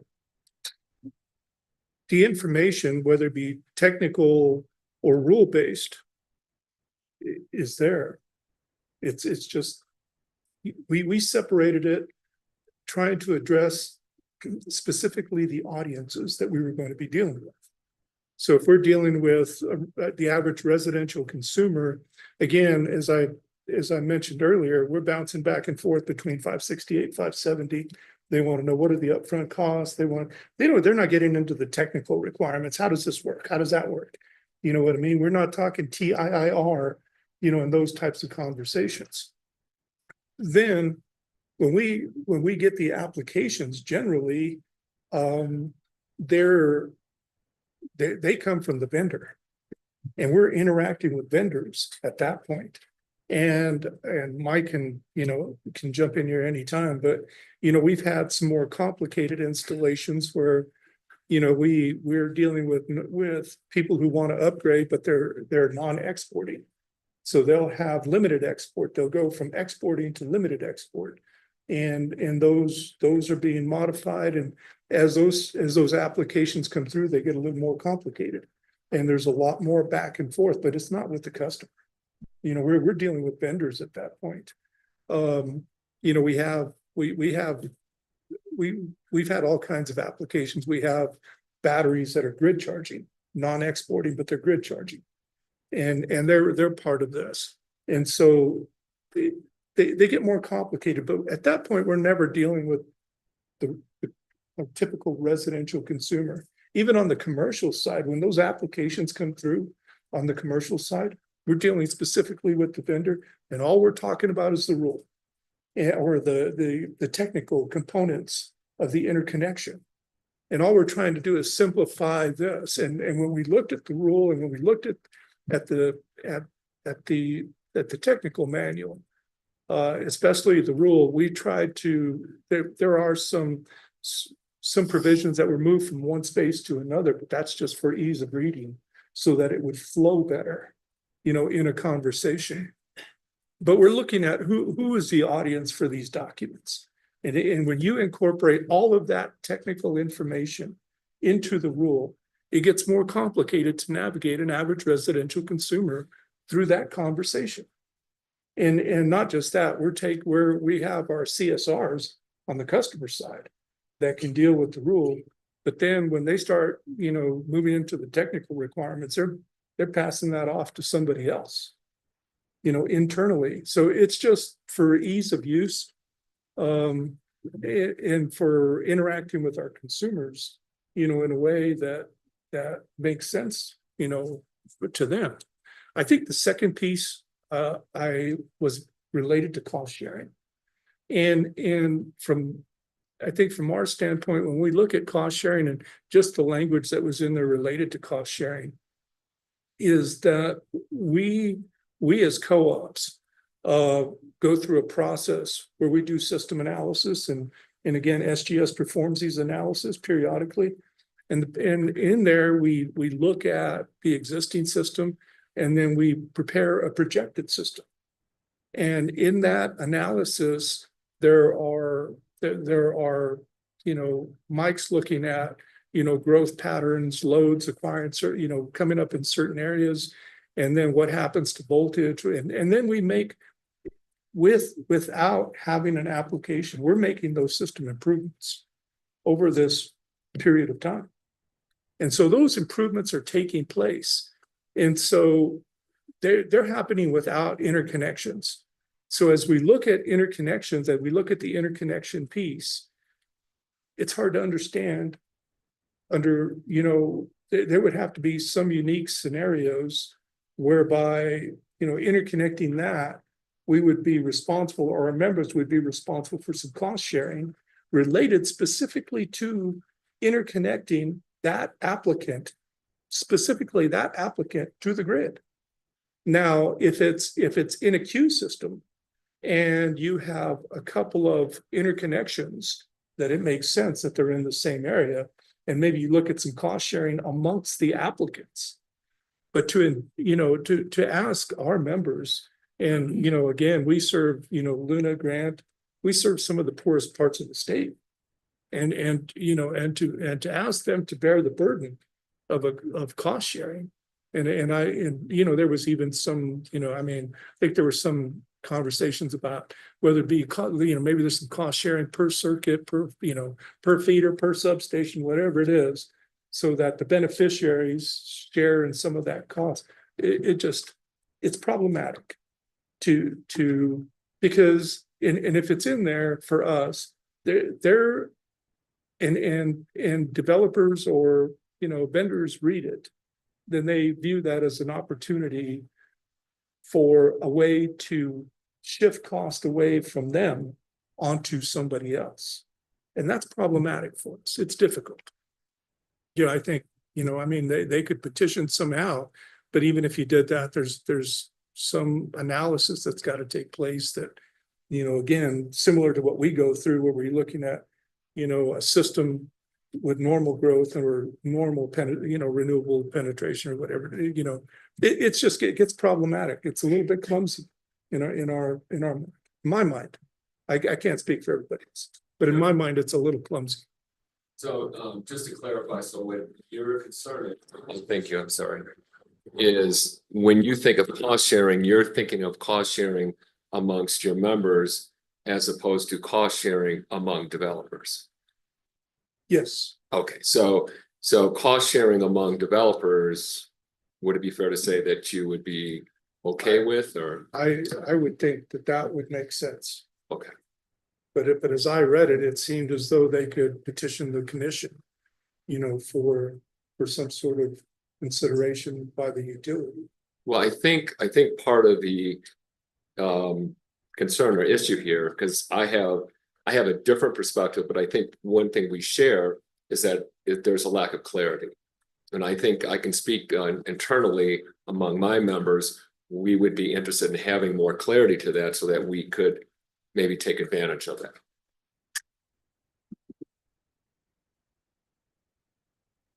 Thank you. And that was one of the things I took away from Mr. Woodruff's comments, that really achieving clarity benefits everybody, right? So again, thanks for respectful engaging back and forth. Like, wow, this is the way it ought to be. So thank you. Anything else? Just a clarifying question for Mr. Martinez. Do you anticipate that the technical information that you would be separating out, would that be posted online somewhere, or is that something that you would keep internally? Currently, all of the documents related to 568, we post on our website. And so we wouldn't envision that part changing. Thank you. And I understand that you're talking about technical details that are not necessarily related to the rate or the terms or conditions of, the contract. It would be more technical information that, a regular customer would not necessarily understand or need. Because it's more procedural. Yeah. In nature and the rule, and that's how, it was before. It talks about procedures and processes and, when are you supposed to notify me that, like we were talking about the 5 days, I haven't received notification, but the rule says this. And when you incorporate all of that technical information, it buries, certain information that the customer begins to seek and want to interact with the utility of, related to those types of issues. Okay, and then just to clarify further, so, there's kind of this timeline, or deadlines, if you will, 5 days, for example, or 10 days. Is that something that you would envision would go in this technical document, or is that something that would be filed, for approval?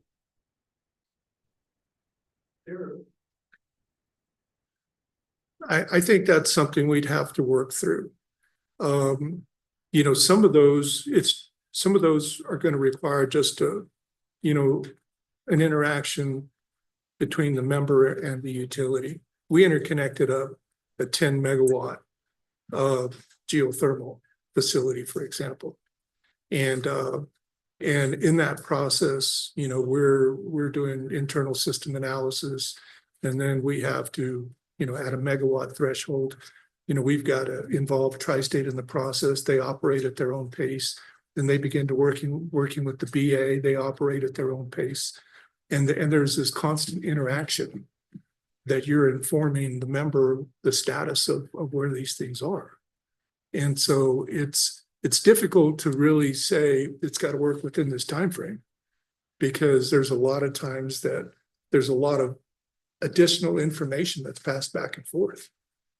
And so it's a natural progression depending on the size of the facility.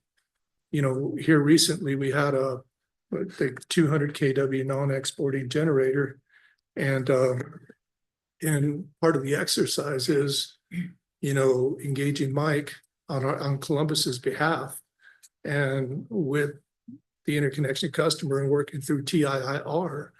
You're providing them a little bit of an education in the process, and then compliance, based on some technical limitations that Mike could expand on, but it just takes time.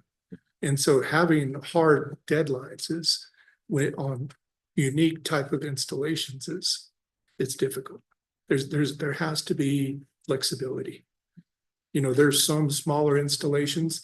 This was the complication in the queue as an example. We're processing smaller net metering applications all the time. And if you're updating that 30-day, updating the queue in a 30-day posting, some of those have come and gone, by the time you're updating that queue. So it's, it's not, in some cases, it's not timely, for us. And that's why we were asking for some latitude of that in there. How complicated does that need to be for us? But these are just the realities of what we're dealing with all the time. So on larger facilities, they're somewhat, in some cases, unique. And who you're interacting with, the vendor, again, they're not all the same. Well, I appreciate that explanation. And, one thing that resonates with me very clearly is the need for latitude. And so wondering whether now the other side of it is the customer who's trying to interconnect, right? And so the deadline is also trying to help keep the request and study for that request moving forward. did you consider deadlines that would work for you, but also would provide some of that certainty that the customers would benefit from? You know, we didn't, for smaller installations, I don't know that we did a lot with the timelines. You know, they really didn't change. So some of the, you know, some of what we interact with there, because again, you know, what we're dealing with is evolving. And so at one point we were just dealing with net metering. People put up solar, and net metering applications were pretty standard. Now we have customers that are adding batteries. And so they have a combination. Now they've gone from exporting to limited export, and they don't always fill out the applications properly. You know, they don't check the right boxes. They don't do certain things. It's a learning curve that they're going through, the vendors, I mean. But we didn't modify the timelines in our proposal. But we do, I agree that there needs to be some latitude. But again, we notify the customer just as the rule allows, tell them their application's insufficient, you know, try to respond to them, telling them exactly how to make it right. And then they generally resubmit, and the process moves forward. Thank you. Any other questions or comments? I'll turn it over to commissioners for concluding remarks. Commissioner Nybert, did you have any? Oh, one more, sorry.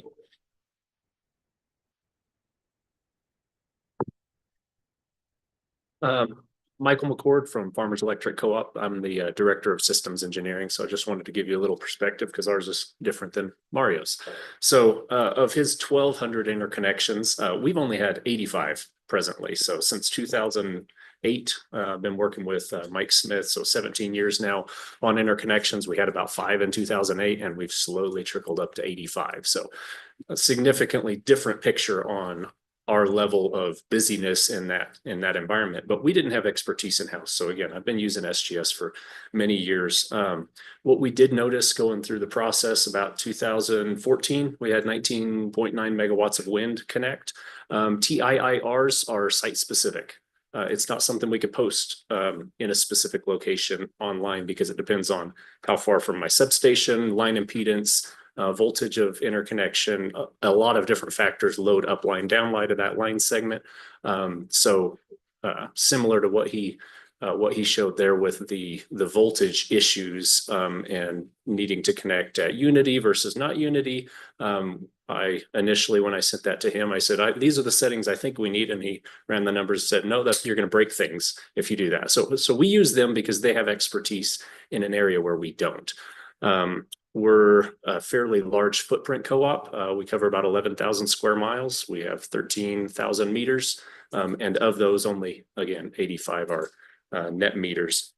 What we have maintained with our members specifically, so starting about 2017, I realized we had a number of meter requests or net interconnection requests coming in from the developers with limited information passed on to the members. So in 2017, after I had a member in tears on the phone because they realized they were locked into a contract that raised their monthly power cost from $100 a month to $290 a month for a 20-year fixed term, that's when I decided we would directly communicate with the members instead of just relying on that interconnection application. So what was happening is we'd have these interconnection applications come in, developers were filling them out, basically copying, pasting the member's signature from their contract. And we were just running through with the application. So starting in 2017, what we were doing, every application that comes in, if it's a member that's been on our system for at least 12 months, or if not, we take the months we have. We take the developer's numbers that they show this system will output on a month-by-month basis, and we just run the numbers. We take the last 12 months worth of usage. If this system had been in place for the last 12 months, this is what your bills would have looked like versus what they do or did look like. And that's allowed a direct line of communication with our members. And we make sure they at least know it. I don't have a dog in the fight. It doesn't matter to me whether they sign up for it or not, but I want the members to make an informed decision. We had one 3 years ago. There was an 87-year-old lady who she signed up for a 20-year contract and she didn't know what she was getting into. And then the developer was threatening to take her to court unless she paid the $10,000 penalty to get out of the contract. So there was not all developers like that. We've had several good ones we're working with, but it varies. And so we directly communicate with our members for transparency. Same thing on the interconnection timelines. So again, we work with SGS. I can't meet a 5-day window to do even a fast track analysis in-house, because when that application comes in, talk with the member, make sure everything's good. We enter into the queue with SGS. Generally, it's 2 to 4 weeks, but it depends on how many applications they have that came in, and we got to work with that. So I let the member know, or my department lets the member know, and we work with them and maintain open communication so they know the timeline, even though it may not be that 5 days and 10-day window. Also on the interconnection, so we run everything through SGS 10 kW systems. When we hit 100 kW system, we found over the years that that's the level on our system that we really need to look at a full system impact study. Now, it's just a couple extra things we have to check. I need to check recloser coordination from that site back to the substation, because we had a 133 kW system that comes in, and now my recloser, my protection system doesn't work right because there's enough fault contribution, backfeed.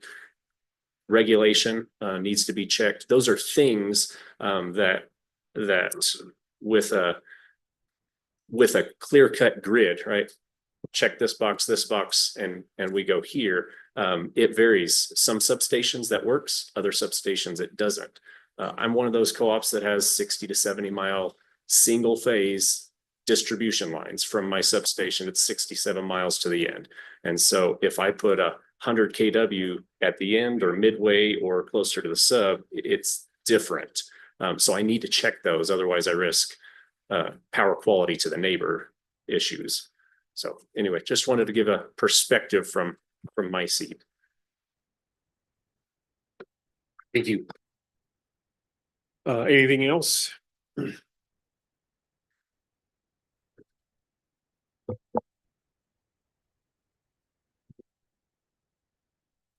Hello, commissioners. Thank you for the opportunity to make a comment. I'm Guy Payne with Sierra Electric Cooperative, and just wanted to give a little perspective on how small and rural some of our co-ops are. We've got a total of 12 employees on staff right now. We've only got 3,200 customers, about 1,000 miles of line, so roughly a little over 3 customers per mile of line. We're in a very income challenged part of the state. We're running extremely lean, trying to keep our rates low. We've kept our rates flat for our customers, our members, for since 2016. And the proposals that Mr. Martinez described today, I think really help streamline the processes and keep costs down. And that's extremely important for us as rural and as lean as we have to run. Some of our co-ops are really, really small, very, very rural. And I think I've worked for P&M and Tri-State. I've worked for the 12th largest public utility in the US up in Washington State. And it's absolutely shocking the difference when you step into a very small rural cooperative, how limited you are with your staff and your ability to meet a lot of the timelines and a lot of the paperwork and trying to keep costs down for your customers. So anything we can do to streamline these processes and find some solutions that help our rural customers. And I think these proposals are very common sense. It would be super beneficial for the small co-op. So just wanted to share a little bit of perspective on just how small, rural, and income challenged some of our areas are. So thank you. Can I add one more? Okay. Sorry. On the income. Sometimes more is just more, but go ahead. Okay, well, that's a different subject. We're on the minimum for, or achieving the minimum metering requirements in the current rule. And I appreciate we had talked about maybe doing a 15% of system max, but I looked at that last year, $6.1 million is what it was going to cost to outfit my system, because we don't have that right now with minimum for the line segments that were mentioned earlier, instead of just looking at the substation circuits as a whole, breaking that out into reclosers downline. We've been working on that. We're down to 5.7 million is what it would take today if we were to have to put all of that in. We're limited by dollars and we're limited by personnel resources. And I know Arthur O'Donnell last year had mentioned, maybe 2 years ago now, had mentioned that there were some grants available to help with that. I haven't heard anything else about that, but that's a big dollar amount. If it was identified by me as the utility looking at issues that need to be fixed, we would work that into a 4-year work plan, plan for loan funds, and do that in advance. But I don't have the minimum metering abilities right now, and it's a significant financial and personnel hurdle to try and put that in place.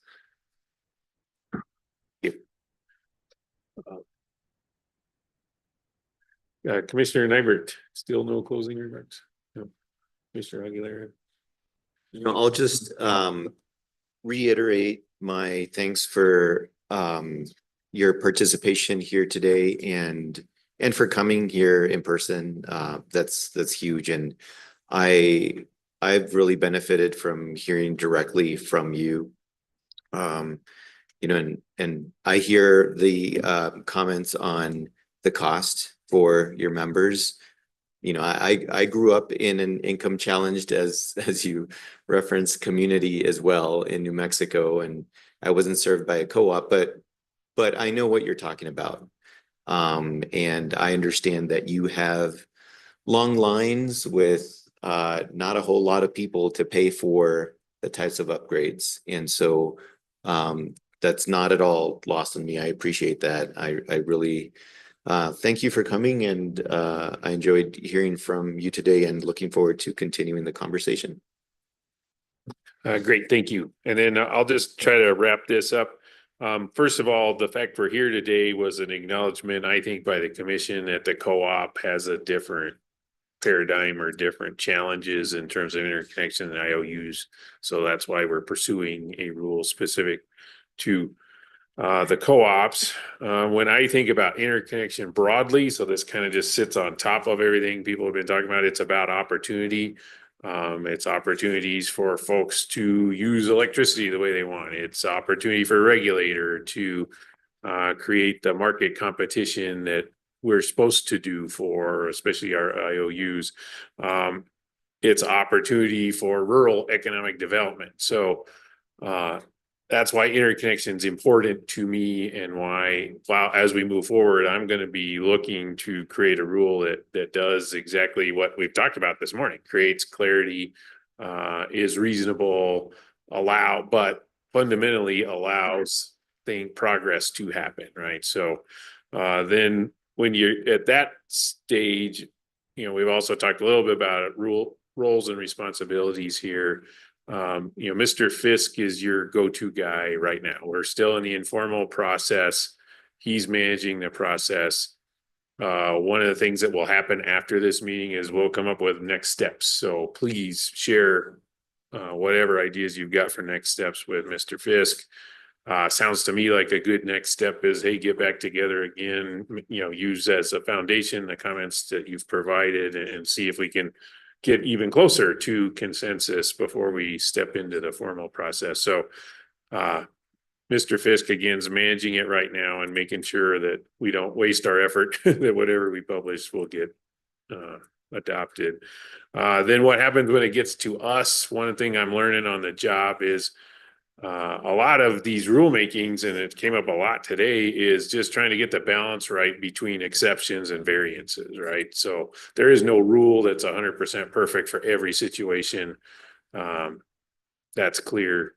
That's going to be an interesting challenge here. So when we're talking about exceptions, I see that as limiting this opportunity that's available. When we're talking about variances, then it has to be a process that's clear so things can move forward, right? So that's really what I'm expecting. We'll, when we finally get to adopting a rule, that's kind of where I would guess the commissioner work's gonna be, but especially if this group continues to do what you've already done and shown today you're good at, is working together to try to get a solution. So again, thank you to everybody for being here. Apologies for the technical issues.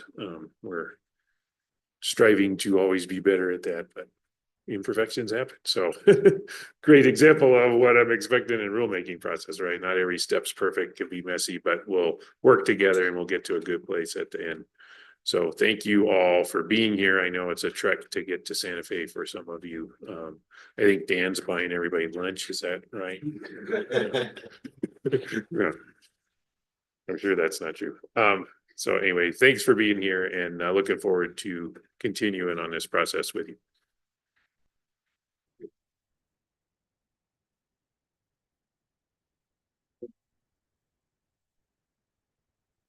Anyone who would like to be added to the service list, just come see me and I will add you.